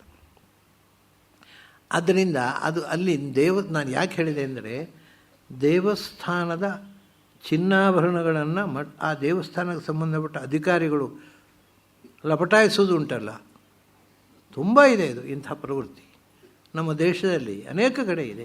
ದೇವರ ಮೇಲೆ ಭಕ್ತಿ ಇಲ್ಲ ಅವರಿಗೆ ಭಕ್ತಿ ಇರೋದು ಬಂಗಾರದ ಮೇಲೆ. ಲಪಟಾಯಿಸ್ತಾರೆ. ಅದಕ್ಕೆ ಎಲ್ಲಿ ತನಕ ಅಂದರೆ ಅದು ಇವತ್ತು ಹಿಂದಿನ ಕಥೆ ಅಲ್ಲ. ವಾಲ್ಮೀಕಿ ಒಂದು ಕಥೆ ಬರೆದು ಬಿಟ್ಟಿದ್ದಾರೆ ರಾಮಾಯಣದಲ್ಲಿ. ಇದು ಯುಗಾಂತರದ ಕಥೆ. ಏನು ಅಂದರೆ, ಒಂದು ನಾಯಿ ಕಂಪ್ಲೇಂಟ್ ಮಾಡುತ್ತೆ ರಾಮನ ಹತ್ರ ಬಂದು. ಏನಪ್ಪ ನಿನ್ನ ಕಂಪ್ಲೇಂಟು ಅಂದರೆ, ಅವರು ಒಬ್ಬರು ಯಾಜ್ಞಿಕರು ನನಗೆ ಹೊಡೆದು ಬಿಟ್ಟರು. ನಾನೇನು ಅವರ ಹವಿಸ್ಸನ್ನು ಮುಟ್ಟಲಿಲ್ಲ, ಆದರೆ ಅವರು ನಾನು ಹವಿಸ್ಸನ್ನು ಮುಟ್ಟಿದೆ ಅನ್ನೋ ಭ್ರಮೆಯಿಂದ ನನಗೆ ಹೊಡೆದರು, ನನ್ನ ಸೊಂಟ ಮುರಿದಿದ್ದಾರೆ, ಅದಕ್ಕೆ ಶಿಕ್ಷೆ ಆಗಬೇಕು ಅವರಿಗೆ. ರಾಮಚಂದ್ರ ಹೇಳಿದ, ಅವನಿಗೆ ಏನು ಶಿಕ್ಷೆ ಆಗಬೇಕಪ್ಪ, ನೀನೇ ಹೇಳು, ನೀನು ಹೇಳಿದ ಹಾಗೆ ಮಾಡೋಣ. ಅದಕ್ಕೆ ನಾಯಿ ಹೇಳುತ್ತೆ, ಅವರನ್ನು ಯಾವುದಾದ್ರು ಒಂದು ದೇವಸ್ಥಾನದಲ್ಲಿ ಧರ್ಮಾಧಿಕಾರಿ ಮಾಡಿಬಿಡು. ಅಲ್ಲ, ನಿನಗೆ ಹೊಡೆದದ್ದಕ್ಕೆ ಧರ್ಮಾಧಿಕಾರಿ ಮಾಡೋದು? ನಾನು ಹಿಂದಿನ ಜನ್ಮದಲ್ಲಿ ಧರ್ಮಾಧಿಕಾರಿ ಆಗಿದ್ದೆ, ಅದರಿಂದ ನಾಯಿ ಜನ್ಮ ಬಂದ. ಹಾಗಾಗಿ ಒಳ್ಳೆಯ ಶಿಕ್ಷೆ ಅಂದರೆ ಅವ್ರನ್ನ ಯಾವುದಾದ್ರು ಧರ್ಮ ಸಂಸ್ಥೆಗೆ ಅದಕ್ಕೆ ಮ್ಯಾನೇಜರ್ ಮಾಡು, ಇಲ್ಲ ಯಾರನ್ನ ಸ್ವಾಮಿಗಳಾಗಿ ಕೂಡಿಸು, ಮುಂದಿನ ಜನ್ಮದಲ್ಲಿ ಒಳ್ಳೆಯ ಜನ್ಮ ಬರುತ್ತೆ ಅವರಿಗೆ. ಇದು ರಾಮಾಯಣದಲ್ಲಿ ವಾಲ್ಮೀಕಿ ಬರೆದ ಕಥೆ. ಅಂದರೆ ಮನುಷ್ಯನಿಗೆ ಈ ರೀತಿಯ ದೇವಸ್ವವನ್ನು ಅಪಹಾರ ಮಾಡುವಂಥ ಬುದ್ಧಿ ಇವತ್ತು ನಿನ್ನೆಯದಲ್ಲ. ಅದು ಎರಡನೆಯ ಮಹಾಪಾತಕ. ಇನ್ನೊಬ್ಬರ ಚಿನ್ನ, ಅದು ವಿಶೇಷವಾಗಿ ದೇವಸ್ವ, ದೇವರ ಚಿನ್ನಾಭರಣವನ್ನು ಕದಿಯುವುದು ಎರಡನೇ ಮಹಾಪಾತಕ. ಮೂರನೇದ್ದು ಬ್ರಹ್ಮತ್ಯಾಶರಸ್ಕಂಚ ಸ್ವರ್ಣಸ್ಥೇ ಭುಜದ್ವಯಂ ಸುರಾಪಾನ ಹೃದಯಯುಕ್ತಂ. ಮೂರನೆಯ ಮಹಾಪಾತಕ ಅಂದರೆ ಆಲ್ಕೋಹಾಲಿಕ್ ಚಟಕ್ಕೆ ಬಲಿಯಾಗುವುದು, ಮದ್ಯಪಾನ ಮಾಡುವುದು. ಯಾಕೆಂದರೆ ದೇವರು ಬುದ್ಧಿ ಕೊಟ್ಟದ್ದು ಪ್ರಾಣಿಗಳಿಗೆ ಯಾರಿಗೂ ಕೊಡಲಿಲ್ಲ, ಮನುಷ್ಯನಿಗೆ ಮಾತ್ರ ಕೊಟ್ಟ. ಅದನ್ನೂ ಉಪಯೋಗಿಸದೆ ಕುಡಿದು ಬುದ್ಧಿಹೀನನಾಗಿ ರಸ್ತೆಯಲ್ಲಿ, ಮನೆಯಲ್ಲಿ ಎಂದು ಗೊತ್ತಾಗದೆ ರಸ್ತೆಯಲ್ಲಿ ಮಲ್ಕೊಳ್ಳುವ ಸ್ಥಿತಿ ಮನುಷ್ಯ ತಾನೇ ತಂದುಕೊಳ್ತಾನೆ ಅಂದರೆ ಅದಕ್ಕಿಂತ ದೊಡ್ಡ ದುರಂತ ಏನಿದೆ? ಬುದ್ಧಿ ಅಂತಿರುವುದು ಮನುಷ್ಯನಿಗೆ, ಅದನ್ನು ಕಳ್ಕೊಳ್ದ ಅವನು. ಕುಡ್ದ, ತಲೆ ಕೆಲಸವೇ ಮಾಡಲಿಲ್ಲ. ಯಾಕೆ ಕುಡ್ದಿ ಅಂದರೆ, ಅವನು ತಮಾಷೆನು ಅಂದರೆ, ನಮ್ಮಲ್ಲಿ ಒಂದು ಕುಂದಾಪುರದಲ್ಲಿ ಒಂದು ಕಥೆ ನಡೀತು. ಪಾಪ ಮನೆಗೆ ಬಡವ ಅವನು, ಮನೆಗೆ ಸಾಮಾನು ಹಿಡ್ಕೊಂಡು ಹೋಗ್ಲಿಕ್ಕೆ ಅಂತೆಲ್ಲ ನಾವು ಅದು ಸಾಮಾನು, ಒಂದು ಜೀರಿಗೆ, ಕೊತ್ತಂಬರಿ, ಏನೇನೋ ಮನೆ ವಾಳ್ತೆಗೆ ಹೇಳಿದ್ದಾಳೆ ಹೆಂಡತಿ, ಅದನ್ನೆಲ್ಲ ಹಿಡ್ಕೊಂಡಿದ್ದಾನೆ. ಹಿಡ್ಕೊಂಡು ಸೀದಾ ಹೋಗಿ ಬಾರಿಗೆ ಹೋಗಿ ಕುಡಿದು ಬಿಟ್ಟಿದ್ದಾನೆ. ಕುಡಿದು ಬಿಟ್ಟದ್ದು ಮನೆ ಹೋಗ್ಲಿಕ್ಕೆ ರಸ್ತೆಯಲ್ಲೇ ಬಿದ್ದು ಬಿಟ್ಟಿದ್ದಾನೆ. ತಮಾಷೆ ಏನು ಅಂದರೆ, ಒಬ್ಬರು ಪೊಲೀಸ್ ಆಫೀಸರ್ ಇದ್ದರು. ಅವ್ರು ಬಂದು ಒದ್ರು ಅವನಿಗೆ ಕಾಲಿನಲ್ಲಿ. ಸರಿ, ಇನ್ನೂ ಅದಿರಿ, ಅದಾಗಬೇಕು ಅವನಿಗೆ ಅಂತಾರೆ. ಅವನೇ ಬಿದ್ದವನೇ, ಅವನಿಗೆ ಅದು ತಪ್ಪು, ತನಗೆ ಶಿಕ್ಷೆ ಆಗಬೇಕು ಅಂತ ಸುಪ್ತ ಅವನು ಹೇಳ್ತಾನೆ, ಇನ್ನೂ ಓದಿರಿ, ಅದಾಗಬೇಕು ಅವನಿಗೆ ಓದಿರಿ. ಇಂಥದ್ದು ಒಂದು ಅಂದರೆ ತನಗೆ ಒದ್ದಾಗ ಅದನ್ನು ಇನ್ನೂ ಓದಿರಿ, ಅದಾಗಬೇಕು ಅಂತ ನನಗೆ ಹದ ಕೊಟ್ಟುವಷ್ಟು ಬುದ್ಧಿಹೀನನಾಗಿ ಮನುಷ್ಯ ಬದುಕಬೇಕು. ಹಂಗೆ ಕೆಲಸವೇ ಮಾಡೋಲ್ಲ. ಹಾಗಾಗಿ ಮನುಷ್ಯನಿಗೆ ದೊಡ್ಡ ಸಂಪತ್ತು ಅಂದರೆ ಬುದ್ಧಿ. ಅದನ್ನೇ ಕೆಡಿಸುವಂಥ ಚಟ, ಅದು ಮೂರನೆಯ ಮಹಾಪಾತಕ ಅಂತ.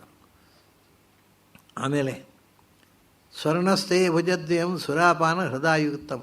ಇದು ತಲೆ ಆಯಿತು, ತೋಳಾಯಿತು, ಹೃದಯ ಆಯಿತು. ಆಮೇಲೆ ಇನ್ನು ನಾಲ್ಕನೇದು ಯಾವುದು? ಗುರುತಲ್ಪ ಕಟಿದ್ವಯಂ. ನಮ್ಮ ಗುರುಸ್ಥಾನದಲ್ಲಿರ್ತಕ್ಕಂಥ ಅವರ ಹೆಂಡತಿಯನ್ನು ಭೋಗಿಸುವುದು. ಗುರುಪತ್ನಿ ದೊಡ್ಡವರ ಪತ್ನಿ, ದೊಡ್ಡವರ ಸ್ತ್ರೀಯರನ್ನು ತಾನು ಭೋಗಿಸಿ ಅವರನ್ನು ಕೆಡಿಸುವುದು. ಇದು ನಾಲ್ಕನೆಯ ಮಹಾಪಾಪ. 5ನೇದ್ದೇನು ಅಂದರೆ ತತ್ಸಂಯೋಗ ಅಂಥವರ ಒಡನಾಟ ಮಾಡೋದು ಅಂತ. ಈ 4 ಥರದ ಚಟ ಇದ್ದವರಿದ್ದಾರಲ್ಲ, ಅವರು ಸ್ನೇಹ ಮಾಡಿದರೆ ನಿನಗೂ ಆ ಚಟ ಬರುತ್ತೆ. ಅಂಥವರ ಒಡನಾಟ ಮಾಡೋದು 5ನೇ ಮಹಾಪಾಪ. ಇದು ಬಿಟ್ಟು ಉಳಿದದ್ದೆಲ್ಲ ಚಿಕ್ಕ ಪುಟ್ಟ ಪಾಪಗಳುಂಟಲ್ಲ, ಅದೆಲ್ಲ ಉಪಪಾತಕ. ಇದನ್ನು ಹೇಳಿದರು, ಮಹಾಪಂಚ ಮಹಾಪಾತಕೋಪಪಾತಕಾತ್ ವಿಮುಚ್ಯತೆ. ಎಲ್ಲ ಮಹಾಪಾತಕಗಳು ಇಲ್ಲಿ ಅಷ್ಟೇ ನೋಡಿ. ಹಾಗಾದರೆ ಮಾಡ್ಬೋದು. ಬ್ರಹ್ಮಹತ್ಯೆ ಮಾಡುವುದು ಓಂಕಾರ ಹೇಳಿಬಿಟ್ರೆ ಸರಿ, ಬೆಳಗಾತ ಸಂಜೆ ಅಲ್ಲ. ಅಕಸ್ಮಾತ್ತಾಗಿ ನಮಗೆ ಗೊತ್ತಿಲ್ಲದಂತೆ ನಮ್ಮ ಕೈಯಿಂದ ಇಂಥ ಕೃತ್ಯ ಆಗತ್ತೆ. ಅದು ಹೋಗಲಿ, ಮಹಾಭಾರತ ಯುದ್ಧ ತಗೊಳ್ಳಿ. ಮಹಾಭಾರತ ಯುದ್ಧದಲ್ಲಿ ಅರ್ಜುನ ಮತ್ತು ಈ ಕಡೆ ಅನೇಕ ಮಂದಿ ದುರ್ಯೋಧನನ ಕಡೆಯಲ್ಲಿರತಕ್ಕಂಥ ಮಹಾಪುರುಷರನ್ನು ಕೊಲೆ ಮಾಡಿದ್ದಾರೆ. ಭೀಷ್ಮಾಚಾರ್ಯರ ಕೊಲೆ ಆಗಿದೆ, ಅವನು ನೇರ ಕೊಂದದ್ದಲ್ಲ, ಉರುಳಿಸಿದ್ದು. ದ್ರೋಣಾಚಾರ್ಯ ಕೊಲೆಯಾಗಿದೆ. ಇದೆಲ್ಲ ಬ್ರಹ್ಮಹತ್ಯೆ, ಬ್ರಹ್ಮಜ್ಞಾನಿಗಳವರೆಲ್ಲ ಕೊಲೆಯಾಗಿದೆ. ಆದರೆ ಅವರಿಗೇನೂ ಆಗಲಿಲ್ಲ, ಪಾತಕ ತಟ್ಟಲಿಲ್ಲ. ಯಾಕೆಂದರೆ ಅದಕ್ಕೆ ಅವರು ವೈಯಕ್ತಿಕವಾಗಿ ಹೊಣೆಗಾರರಲ್ಲ. ಆ ಸಮಷ್ಟಿ ನಿರ್ಣಯದಲ್ಲಿ ಅವರು ಸಿಕ್ಕಾಕೊಂಡು ಅದನ್ನು ಮಾಡಬೇಕಾಯಿತು. ಆದ್ದರಿಂದ ಅದು ಅವರಿಗೆ ಪಾಪವಾಗಿ ತಟ್ಟಲಿಲ್ಲ. ಯಾಕೆಂದರೆ ಅದಕ್ಕೆ ಪ್ರಾಯಶ್ಚಿತ್ತ ಇದೆ. ಆ ರೀತಿ ಮಹಾಭಾರತ ಯುದ್ಧದಲ್ಲಿ ಧರ್ಮರಾಜ ಕೊನೆಗೆ ಪಶ್ಚಾತ್ತಾಪ ಪಟ್ಟಾಗ, ಯಾಕೆಂದರೆ ಅವನನ್ನು ಮುಂದಿಟ್ಟುಕೊಳ್ತಾನೆ ಯುದ್ಧ ಆದದ್ದು, ಅವನಿಗೆ ದೊಡ್ಡ ಒಂದು ಪಶ್ಚಾತ್ತಾಪ. ಇಷ್ಟು ಜನ ಸತ್ತದ್ದು ನನ್ನಿಂದ, ನಾನು ಪಾಪಿ. ಅದಕ್ಕೆ ವೇದವ್ಯಾಸರು ಕೃಷ್ಣ ಎಲ್ಲ ಹೇಳಿದ್ದೇನು ಅಂದರೆ, ನೀನು ನಿಮಿತ್ತ ನಿನ್ನಿಂದಾಗಿ ಆಗಿರಬಹುದು, ಆದರೆ ನೀನು ಹೊಣೆಗಾರ ಅಲ್ಲ. ಯಾಕೆಂದರೆ ಯುದ್ಧ ಆಗಬೇಕು ಅಂತ ನೀನು ಬಯಸಿ ಆದದ್ದಲ್ಲ. ಯುದ್ಧ ಆಗಬೇಕು ಅಂತ ತೀರ್ಮಾನ ಮಾಡಿದವರು ಭೀಷ್ಮ ದ್ರೋಣಾದಿಗಳು. ಹಾಗಾಗಿ ತಪ್ಪು ಅವರದ್ದು, ನಿಂದ ಅಲ್ಲ. ಆದ್ದರಿಂದ ಅವನು ಹೇಳ್ತಾನೆ, ನಮ್ಮ ತಪ್ಪಿಲ್ಲದೆ ನಮ್ಮಿಂದ ತಪ್ಪು ಇನ್ಯಾರದ್ದೋ ಒತ್ತಡದಿಂದ ಆದರೆ ಆಗ ಓಂಕಾರದಿಂದ ಪರಿಹಾರ ಆಗತ್ತೆ. ನಾವು ಬೇಕು ಅಂತ ಕೊಲೆ ಮಾಡಿ ಓಂಕಾರ ಹೇಳಿದ ಪರಿಹಾರ ಇದೆಲ್ಲ ಮಹಾಪಾತಕ ಉಪಪಾತಕಾತ ಪ್ರಮುಚ್ಯತೆ. ಯಾವಾಗ ಸೂರ್ಯನನ್ನು ನೋಡಿ, ಸೂರ್ಯೋಪಾಸನೆ, ಅಲ್ಲಿರತಕ್ಕಂಥ ಭಗವಂತನನ್ನು ಅನುಸಂಧಾನ ಮಾಡಿಕೊಂಡು, ಗಾಯತ್ರಿ ಪ್ರತಿಪಾದ್ಯನಾದ ಭಗವಂತನ ಅನುಸಂಧಾನ ಮಾಡಿಕೊಂಡು ಹೇಳಿದ್ದಾರೆ. ಆಮೇಲೆ ಇದೆಲ್ಲ ಪಾಪ ಪರಿಹಾರ ಆಯಿತು. ಅದರಿಂದ ಆಗ್ತಕ್ಕಂಥ ಒಳ್ಳೆಯ ಅಂಶ ಹೇಳ್ತಾರೆ, ಸರ್ವ ವೇದ ಪಾರಾಯಣ ಪುಣ್ಯಂ ಲಭತೆ. ನಾವು ಓಂಕಾರವನ್ನು ಒಂದು ನೀವು ಜಪ ಮಾಡಿದರೆ, ಯಾಕೆಂದರೆ ಓಂಕಾರದ ವಿಸ್ತಾರವೇ ವೇದ. ಆ ಓಂಕಾರದ ಅರ್ಥಾನುಸಂಧಾನಪೂರ್ವಕವಾಗಿ ನಿತ್ಯ ನೀವು ಓಂಕಾರ ಜಪ ಮಾಡಿದರೆ ಸರ್ವ ವೇದ ಪಾರಾಯಣ ಪುಣ್ಯಂ, ಸಮಸ್ತ ವೇದವನ್ನು ನಿತ್ಯ ಪಾರಾಯಣ ಮಾಡಿದ ಪುಣ್ಯ.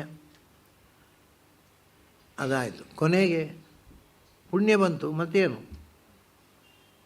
ನಾರಾಯಣ ಸಾಯುಜ್ಯಂ ಅವಾಪ್ನೋತಿ. ಕೊನೆಗೆ ಈ ದೇಹದಿಂದ ಕಳಚಿಕೊಂಡ ಮೇಲೆ ಮತ್ತೆ ಪುನಃ ಭೂಮಿಯಲ್ಲಿ ಹುಟ್ಟುವ ಅಗತ್ಯ ಬರುವುದಿಲ್ಲ. ನಾರಾಯಣ ಸಾಯುಜ್ಯಂ ಅವಾಪ್ನೋತಿ. ಅದು ನೋಡಿ, ಓಂಕಾರದ ಜಪಕ್ಕೆ ಅತ್ಯಂತ ಮುಖ್ಯ ಅಧಿಕಾರಿಗಳು ಚತುರ್ಮುಖ ಬ್ರಹ್ಮ ಮಾತ್ರ. ನೀವು ಅಲ್ವೇ ಇಲ್ಲ. ಅದಕ್ಕೆ ಅಲ್ಲಿ ಸಾಯುಜ್ಯ ಚತುರ್ಮುಖನಿ ಮಾತ್ರ. ಉಳಿದವರಿಗೆಲ್ಲ ಸಾಲೋಕ್ಯ ಸಾಮೀಪ್ಯ ಮಾತ್ರ. ಚತುರ್ಮುಖ ಪದವಿಗೆ ಬರುವ ಯೋಗ್ಯ ಓಂಕಾರ ಜಪ ಮಾಡಬೇಕು. ಭಗವಂತನ ಸಾಯುಜ್ಯ ಮೋಕ್ಷ ಅವನಿಗೆ. ಉಳಿದವರಿಗೆ ಸಾಯುಜ್ಯ ಇಲ್ಲ, ಸಾಮೀಪ್ಯ ಸಾಲೋಕ್ಯ ಸಾರೂಪ್ಯ ಅಷ್ಟೇ. ಅದನ್ನೇ ಮಂಗಳಾಚರಣೆಯನ್ನು ಸಮಾಪ್ತಿ ಸೂಚಕವಾಗಿ ಶ್ರೀಮನ್ನಾರಾಯಣ ಸಾಯುಜ್ಯ ಮಮಾಪ್ನೋತಿ ಅಂದರು. ನಾರಾಯಣ ಹೇಳಿದ ಕೂಡಲೇ ನಾರಾಯಣ ಯಾವಾಗಲೂ ಶ್ರೀಮನ್ನಾರಾಯಣನೇ. ಅಂದರೆ ಹೆಂಡತಿ ಜೊತೆಗೆ ಇರೋರು, ಹೆಂಡತಿ ಬಿಟ್ಟು ಇರಲಿಕ್ಕೆ ಗೊತ್ತಿಲ್ಲ ಅವನಿಗೆ. ಸದಾ ಪತ್ನಿ ಸಹಿತನೇ, ನಿತ್ಯಾವಿಯೋಗಿಗಳು ಅವರು. ಅದರಿಂದ ಲಕ್ಷ್ಮೀ ಸಹಿತನಾದ ನಾರಾಯಣನ ಸಾಯುಜ್ಯವನ್ನು ಪಡೀತಾನೆ ಓಂಕಾರ ಜಪ ಮಾಡಿದವ. ಯಾರವನು? ಏವಂ ವೇದ.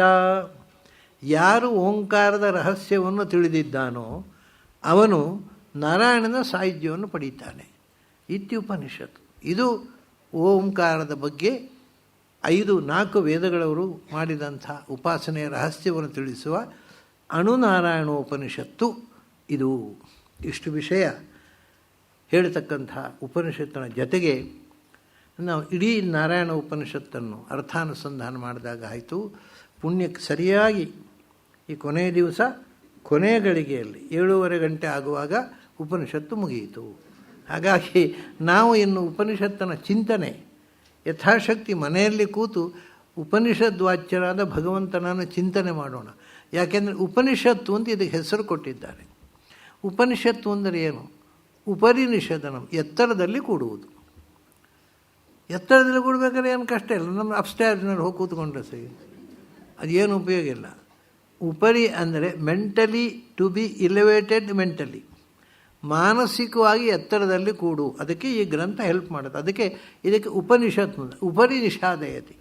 ನಮ್ಮನ್ನು ನಾವು ಈ ಭೂಮಿಯ ತಳಕ್ಕಿಂತ ಕೆಳಕ್ಕೆ ಹೋಗಿ ಯೋಚನೆ ಮಾಡೋರು, ಇನ್ನೂ ಕೆಳಕ್ಕೆ ಅಧಪಾತದಲ್ಲಿ ಜಾರಿ ಕೆಳಕ್ಕೆ ಹೋಗ್ತಾ ಇದ್ದೇವೆ ನಾವು ನಮ್ಮ ಚಿಂತನ ಶಕ್ತಿಯಲ್ಲಿ.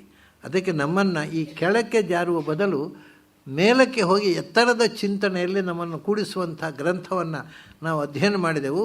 ಇನ್ನು ಇದರ ಹಿನ್ನೆಲೆಯಲ್ಲಿ ನಿರಂತರ ಎತ್ತರದಲ್ಲಿ ವಾಸ ಮಾಡುವಂಥ ಅವಕಾಶ ಭಗವಂತ ನಮಗೆ ಕೊಡಲಿ ಅಂತ ಪ್ರಾರ್ಥಿಸ್ತಾ ಉಪನಿಷತ್ ಚಿಂತನವನ್ನು ಮುಗಿಸ್ತಾ ಇದ್ದೇನೆ. ನಿಮಗೆಲ್ಲ ಅಭಿನಂದನೆಗಳು ಮತ್ತು ಅಭಿವಂದನೆಗಳು.